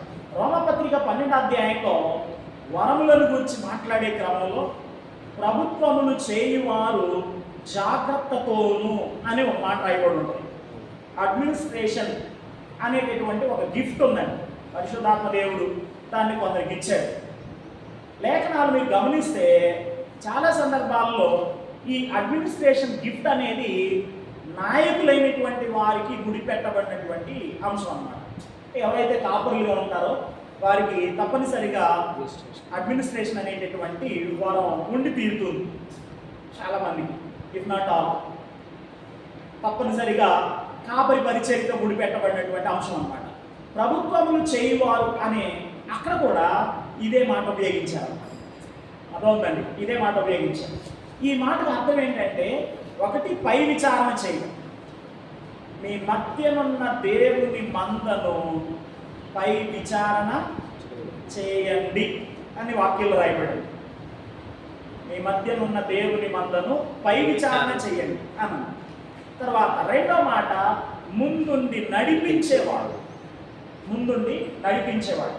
ఒక కాపరి తప్పనిసరిగా చేసేటటువంటి పని ఏంటంటే, వారి యొక్క గొర్రెలకు ముందుండి నడిపించేటటువంటి అనుభవాన్ని కలిగిన వాడుగా ఉంటాడు. కొన్ని మందలకి ఎక్కువ మంది కాపరులు అవసరం. కొంతమందికి విస్తారమైనటువంటి మందల సమూహం ఉంటుంది, 100, 200 అట్లా ఉంటాయి. అలా ఎక్కువ మంది ఉన్నప్పుడు ఎక్కువ మంది కాపరులు ఉంటారు. నేను అప్పుడప్పుడు రోడ్డు మీద వచ్చేటప్పుడు, ప్రయాణాలు చేసేటప్పుడు ఈ గొర్రెల కాపరులు వారు మందను నడిపించే విధానాన్ని గమనిస్తూ ఉంటారు. ఒక ఆయన ముందు ఉంటాడు, ఇంకొక ఆయన వెనక ఉంటాడు, ఇంకొక ఆయన పక్కనే ఉంటాడు. ఇలా వారి యొక్క మందను చాలా జాగ్రత్తగా నడిపించుకుంటూ వెళ్ళేటటువంటి పరిస్థితి ఉంటుంది.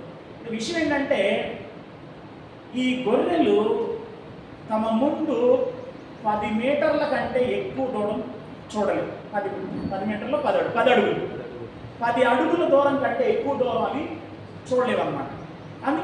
అందుకనే ముందు కాపరి ఉండాలి.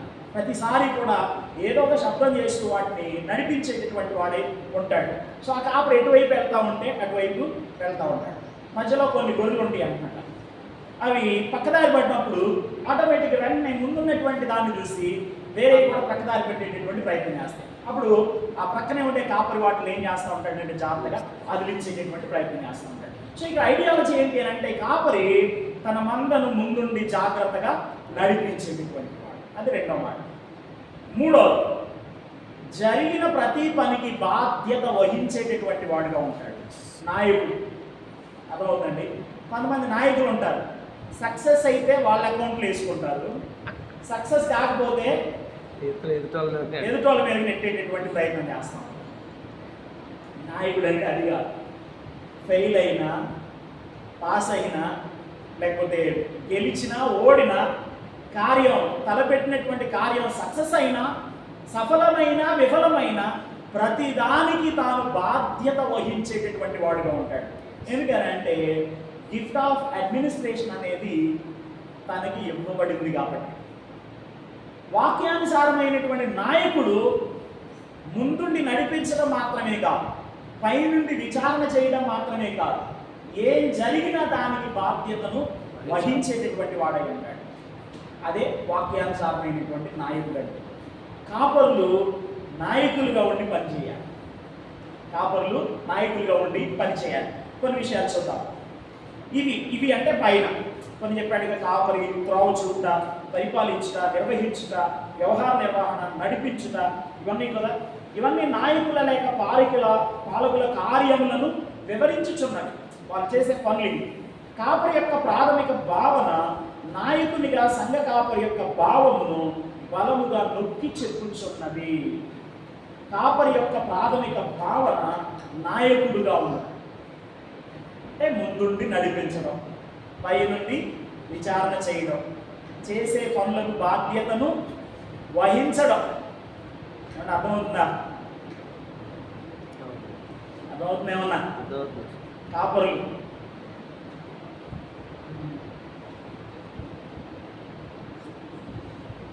కొన్ని వచనాలు దేవుని వాక్యంలో తెలియచేయబడ్డాయి. తిమోతి మొదటి పత్రిక 3వ అధ్యాయం 4 నుండి 5 వచనాలు చదివినట్లయితే, అతడు బాగుగా పరిపాలన చేయవాడై ఉండవలెను అని దేవుని వాక్యంలో రాయబడింది. ఎవడైనను అధ్యక్ష పదవిని ఆశించిన యెడల అతడు దొడ్డ పనిని చేయుచున్నాడు, అధ్యక్షుడు అగువాడు అని ఆ కాపరులకి, నాయకులకి ఉండాల్సినటువంటి అనేకమైనటువంటి లక్షణాలను గురించి తెలియజేస్తూ ఆ భాగంలో పౌలు భక్తుడు తిమోతికి ఉత్తరాన్ని రాసే క్రమంలో అధ్యక్షుడగువాడు బాగుగా పరిపాలన చేయాలి అన్నాడు. బాగుగా పరిపాలన చేయవాడై ఉన్నాడు, తన ఇంటిని బాగుగా ఏలువాడై ఉండవలెను అన్నాడు.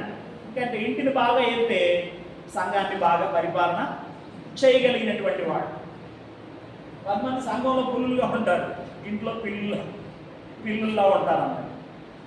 కాబట్టి ఇంట్లో యజమానులు వేరే, ఏం కాదు యజమానులు.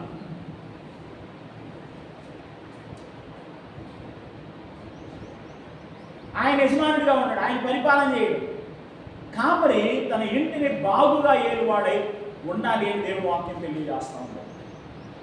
ఆ తర్వాత మిగిలినటువంటి వచనాలు మీరు చదువుకోండి, ఎందుకంటే చాలా వచనాలు ఉన్నాయి. ప్రతి దాని యొక్క సందర్భంలో మనం అర్థం చేసుకునే ప్రయత్నం చేస్తే చాలా సమయం పడుతుంది ధ్యానం చేయడానికి. ఇది మొదటి మాట. రెండవది, పాత నిబంధన అంతా తన ప్రజలకు నాయకులుగా దేవుడు నియమించి ఆయన అధికారమును మరియు బాధ్యతను ఇచ్చిన మనుషుల ఉదాహరణతో నిండి ఉన్నది. అంటే పాత నిబంధన మీరు చూస్తున్నప్పుడు కొందరు కనపడుతూ ఉంటారు. మోషే కనపడతాడు, యోషువ కనపడతాడు, ఆ తర్వాత న్యాయాధిపతులు కనపడతారు, ఆ తర్వాత రాజులు కనపడతారు. వీళ్ళందరినీ మీరు గమనిస్తే వీళ్ళందరూ కూడా ఒక ఉదాహరణ అన్నమాట. దేనికి ఉదాహరణ వీళ్ళు అంటే, తన ప్రజలను నడిపించడం కొరకై, సంరక్షించడం కొరకై దేవుడు వారిని నాయకులైనటువంటి వారిగా ఉంచాడు. మన నెత్తి మీద నాయకుడు అనేవాడు లేకపోతే మనది ఇష్టారాజ్యం అవుతుంది. నెహెమీయా గ్రంథం న్యాయాధిపతుల గ్రంథం 21-25 అదే తెలియజేసే ప్రారంభంలో మనం చూసాం. ఆ దినములలో ఇశ్రాయేలీలకు రాజు లేడు, ప్రతివాడు తన ఇష్టానుసారంగా ప్రవర్తించుచు వచ్చెను అని వాక్యంలో రాయబడింది. ఒక 2 విషయాలు చెప్తా. యెహోషువ గ్రంథం అంతట్లో దేవుని ప్రజలు విజయ పరంపరలో ముందుకు కొనసాగారు. ఒక్క సందర్భంలో తప్ప, ఆ ఒక్కసారి కూడా పరిస్థితిని రెక్టిఫై చేసుకున్నారు. ఒక చిన్న పట్టణం మీదకి వెళ్ళి ఓడిపోయారు. హాయ్ అనే పట్టణం మీదకి వెళ్ళి ఓడిపోయారు. ఒక చిన్న పరిస్థితి జరిగింది, అంటే దోషం జరిగింది. ఆకాను శపించబడినటువంటి దానిలో నుండి తీసుకున్నాడు. దేవుడు యెహోషువతో చెప్పాడు, ఏదైతే శపితమైంది మీలో ఉంటుందో దాన్ని మీరు నిర్మూలన చేస్తే తప్ప దేవుడు మీకు తోడై ఉన్నాడు అని చాలా గట్టిగా వారికి దేవుడు తెలియజేశాడు. సో యెహోషువ అందరినీ కూడా నిలబెడితే ఈ వ్యక్తి బయటపడ్డాడు. అతనికి విధించబడవలసినటువంటి తీర్పు విధించిన తర్వాత మరలా దేవుని ప్రజలు అద్భుతమైనటువంటి విజయాలు చూసినట్టు దేవుని వాక్యం మనం చదువుతాం. మీ యెహోషువ గ్రంథం అంతా చదివేటప్పుడు విజయాలే కనపడతాయి. న్యాయాధిపతుల గ్రంథం దగ్గరికి వచ్చిన తర్వాత అన్ని ఓటములే కనపడతా ఉంటాయి. ఎందుకంటే నాయకులైనటువంటి వారు మతి తప్పి, గతి తప్పి ప్రవర్తించినటువంటి పరిస్థితిని చాలా మందిలో మనం గమనిస్తూ ఉన్నాం. సో బైబిల్ మనకి అనేకమైన ఉదాహరణలు తెలియజేస్తాం నాయకులను గురించి. దేవుడి ఉద్దేశం ఏంటి? దేవుడు పరిపాలించాలి, కానీ ప్రజలు మాకు ఒక రాజు నియమించమని అడిగారు.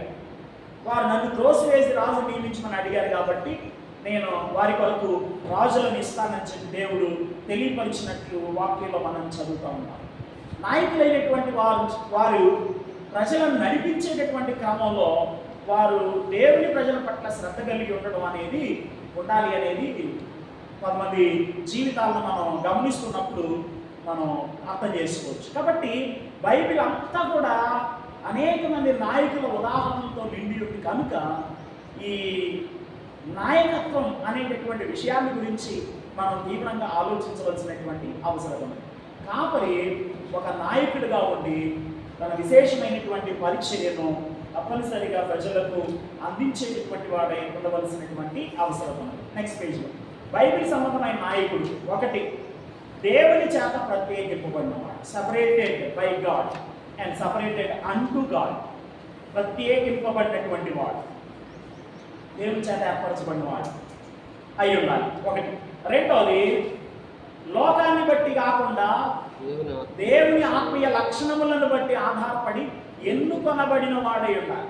నేను కోరుకున్నవాడు ఇతడే అన్నాడు దావీదు గురించి దేవుడు మాట్లాడేటప్పుడు. మనుషులు పై రూపాన్ని చూస్తారు, కానీ దేవుడు అంతరంగమును లక్ష్య పెట్టేటటువంటి దేవుడై ఉన్నాడు. కనుక నాయకులైనటువంటి వారు దేవుడు నియమించిన లక్షణాలను ఆధారంగా చేసుకొని దేవుని చేత ఏర్పాటు చేయబడినటువంటి వాడై లేదా ఎన్నిక చేయబడినటువంటి వాడై ఉండాలి. 3, అధికారమును బట్టి, అధికారము మరియు జవాబుదారీతనమును బట్టి దేవునికి లోబడినటువంటి వాడై ఉండాలి. దీని గురించి ఆల్రెడీ మనం గడిచిన క్లాసెస్లో జ్ఞాపకం చేసుకున్నాం. నాయకులకి 2 లక్షణాలు ఉండాలి. ఒకటి జవాబుదారీతనం, రెండవది నమ్మకత్వం. గృహ నిర్వాహకులైన వారు నమ్మకస్తులై అన్ని విషయాలలో ఉండడం అవశ్యం అని దేవుడు వాక్యంలో రాయబడింది. కొరింథీ 2వ పత్రిక 4వ అధ్యాయం, మొదటి పత్రిక 4వ అధ్యాయం, కొరింథీ మొదటి పత్రిక 4వ అధ్యాయంలో పౌలు భక్తుడు గృహ నిర్వాహకుడైనటువంటి వాడు అన్ని విషయాల్లో అవశ్యంగా నమ్మకంగా ఉండవలసినటువంటి అవసరం అండ్ జవాబుదారీతనంతో ఉండాలి, అకౌంటబిలిటీ. నమ్మి పని అప్పగించిన దేవునికి నమ్మకద్రోహం చేయకూడదు. యోసేపు ఒక మంచి గృహ నిర్వాహకుడికి ఉదాహరణగా మనకి కనబడతాడు. ఇంట్లో నాకంటే పైవాడు ఎవడు లేడు అని అన్నాడు. ఎవరితో? యోసేపు ఎవరితో అన్నాడు ఈ మాట? పోతీఫర్తో అన్నాడు. అదే పోతీఫర్ భార్యతో అన్నాడు. పోతీఫర్ ఇంట్లో పనిచేస్తా ఉన్నాడు. అతని ఇంటి మీద విచారణకర్తగా నియమించాడు. యోసేపు ఆ ఇంట్లో ఉన్నప్పుడు శోధింపబడుతూ ఉండగా పోతీఫర్ భార్యతో చెప్పినటువంటి మాట ఇది, ఈ ఇంట్లో నాకంటే పైవాడు ఎవడు కూడా లేడు, అయితే సమస్తం నా చేతికి అప్పగింపబడింది, కానీ నీ మీద మాత్రం నాకు అధికారం లేదు. ఎందుకంటే నువ్వు ఆయన ప్రాపర్టీ, ఆయనకు సంబంధించినటువంటి ఆస్తులు, నాకు సంబంధించినటువంటి వ్యక్తులు కాదు. కాబట్టి నేను ఎట్లు ఇంత ఘోరమైనటువంటి దుష్కార్యం చేసి దేవునికి విరోధంగా పాపము కట్టుకుందునని ఆమెతో చెప్పాడు. సో జవాబుదారీతనం, అకౌంటబిలిటీ, లెక్క అప్పచెప్పాలి అనేటటువంటి ధోరణితో నమ్మకంగా పనిచేసేటటువంటి వారై ఉండాలి నాయకులైనటువంటి వారు. ఎబ్రీ పత్రిక 13:17లో మీ పైన నాయకులుగా ఉన్నవారు మీ ఆత్మలను గురించి లెక్క ఒప్ప చెప్పవలసిన వారి వలె వారు ప్రయాసపడుతున్నారు. కాబట్టి అట్టి వారికి మీరు లోబడి ఉండండి. వారు దుఃఖముతో ఆ పని చేసిన ఎడల అది మీకు నిష్ప్రయోజనకరమవును. దుఃఖంతో కాక ఆనందంతో వారు చేసేటట్లు వారికి మీరు లోబడి ఉండండి అని అన్నాడు. అంటే నాయకులు ఆత్మలైనటువంటి వారి మీద శ్రద్ధ కలిగి పనిచేసేటటువంటి వారై ఉంటారు.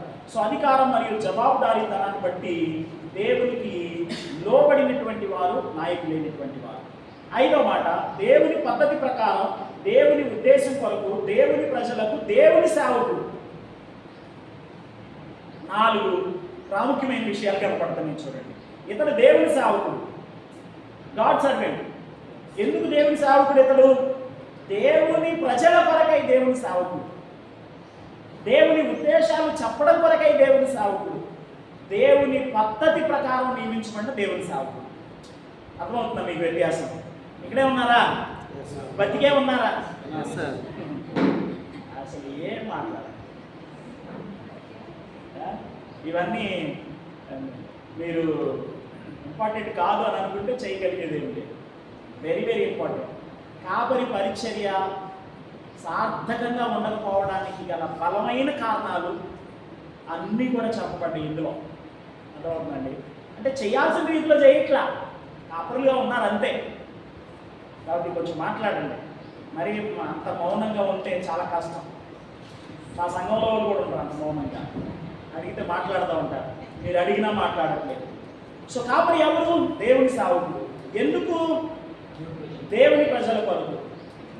ఎందుకు? దేవుని ఉద్దేశాలు దేవుని ప్రజలకు చెప్పడం కొరకే. దేని ప్రకారం? దేవుని పద్ధతి ప్రకారం. అర్థమవుతుంది. దేవుని పద్ధతి ప్రకారం మార్క్స్ వార్త 10వ అధ్యాయం 35 నుండి 45 వరకు మీరు చదివితే యేసుక్రీస్తు ప్రభువుని గురించి వర్ణించబడినటువంటి ఆ లేఖనంలో ఆయన ఒక మంచి సేవకుడిగా అభివర్ణించబడ్డాడు. మనిషి కుమారుడు పరిచారం చేయించుకుంటూ రాలేదు, కానీ పరిచర్య చేయుటకు అనేకులకు ప్రతిగా విమోచన క్రయదనంగా తన ప్రాణములు ఇచ్చుటకు వచ్చేనని చెప్పాను అని వాక్యంలో మనం చదువుతాం. So is a great role model for God servants. దేవుని సేవకులైనటువంటి వారికి యేసుక్రీస్తు ప్రభువారు ఒక అద్భుతమైనటువంటి మాదిరి. తర్వాత ఆరవదిగా నాయకుడు అనంటే ఐదవది విశ్వాసులకు మాదిరిగా ఉంచబడినటువంటి వాడు. ఏ రోల్ మోడల్ ఫర్ బిలీవర్స్. ఈ లెసన్ స్టార్ట్ చేసినప్పుడు మీకు మాట చెప్పాను, ఏ గుడ్ లీడర్. చెప్పండి, ఏదో చెప్పారు లేదు, మీరే గుర్తు చేయండి మళ్ళీ. ఏ గుడ్ లీడర్ ఎలా ఉంటాడు? ఒక మంచి నాయకుడు ఎలా ఉంటాడు? మార్గమును ఎరిగిన వాడై ఉంటాడు, మార్గాన్ని చూపించేవాడై ఉంటాడు, మార్గంలో నడుచుకునేవాడై ఉంటాడు. A good leader knows the way, shows the way, goes the way. అర్థమైందండి? విశ్వాసులకు మాదిరి అయినటువంటి వాడు. అపోస్తలుడైన పౌలు కొరింథీ మొదటి పత్రిక 11:1 నేను క్రీస్తును పోలి నడుచుకున్న ప్రకారం మీరు నన్ను పోలి నడుచుకోండి అన్నాడు.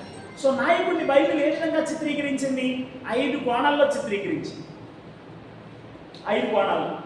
ఒక ఆత్మీయ నాయకుడు ఎలా ఉంటాడు అని అంటే, నెంబర్ 1, అతడు దేవుని చేత ప్రత్యేకింపబడిన వాడై ఉంటాడు. 2, మనుష్య జ్ఞానం మీద కాకుండా దైవ జ్ఞానం మీద ఆధారపడి, దైవ లక్షణాల మీద ఆధారపడి ఎన్నుకొనబడిన వాడుగా ఉంటాడు. 3, అధికారమును జవాబుదారీతనాన్ని బట్టి దేవునికి లోబడినటువంటి వాడై ఉంటాడు. 4, దేవుని పద్ధతి ప్రకారం దేవుని ఉద్దేశాలు తెలియజేయడం కొరకై దేవుని ప్రజల కొరకు నాయకుడు, దేవుని సేవకుడు. నాయకుడు సేవకుడు రెండు ఎలా కలుస్తాయి అంటే అదే బైబిల్ చెప్పింది. వాక్యానుసారమైన నాయకుడు ఒక అద్భుతమైన సేవకుడిగా ఉంటాడు. మేము ఇలా చెప్పుకుంటాం మా సహవాసంలో.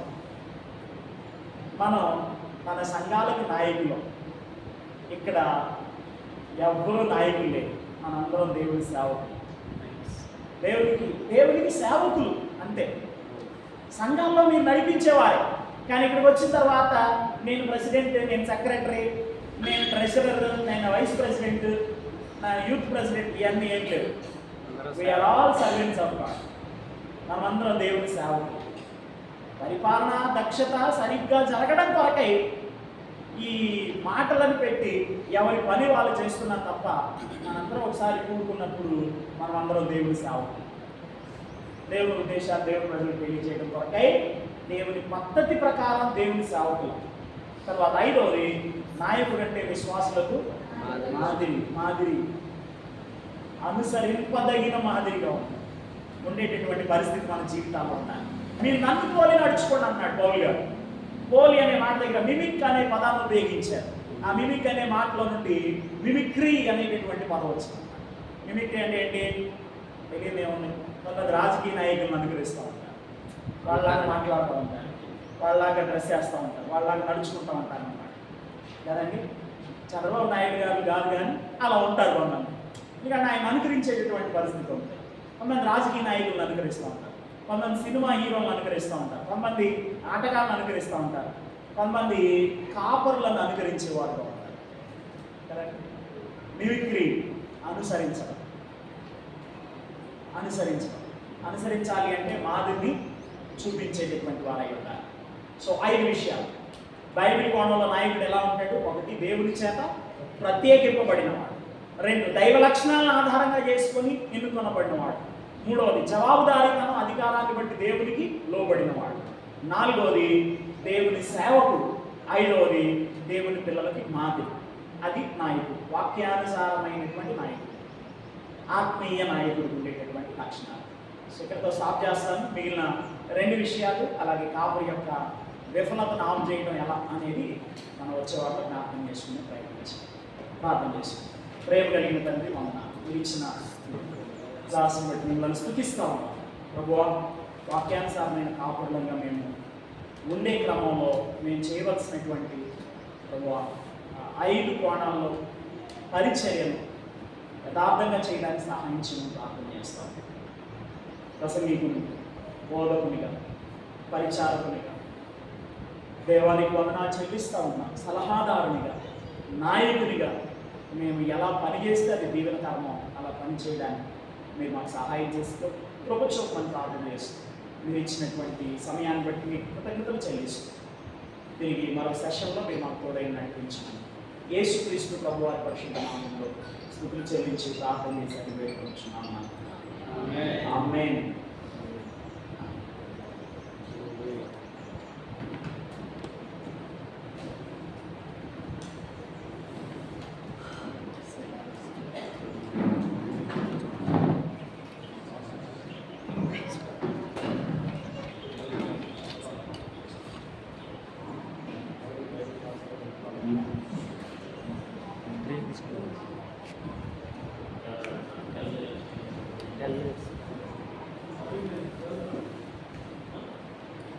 దయచేసి అందరూ 10 నిమిషాలు బ్రేక్ తీసుకుంటాం.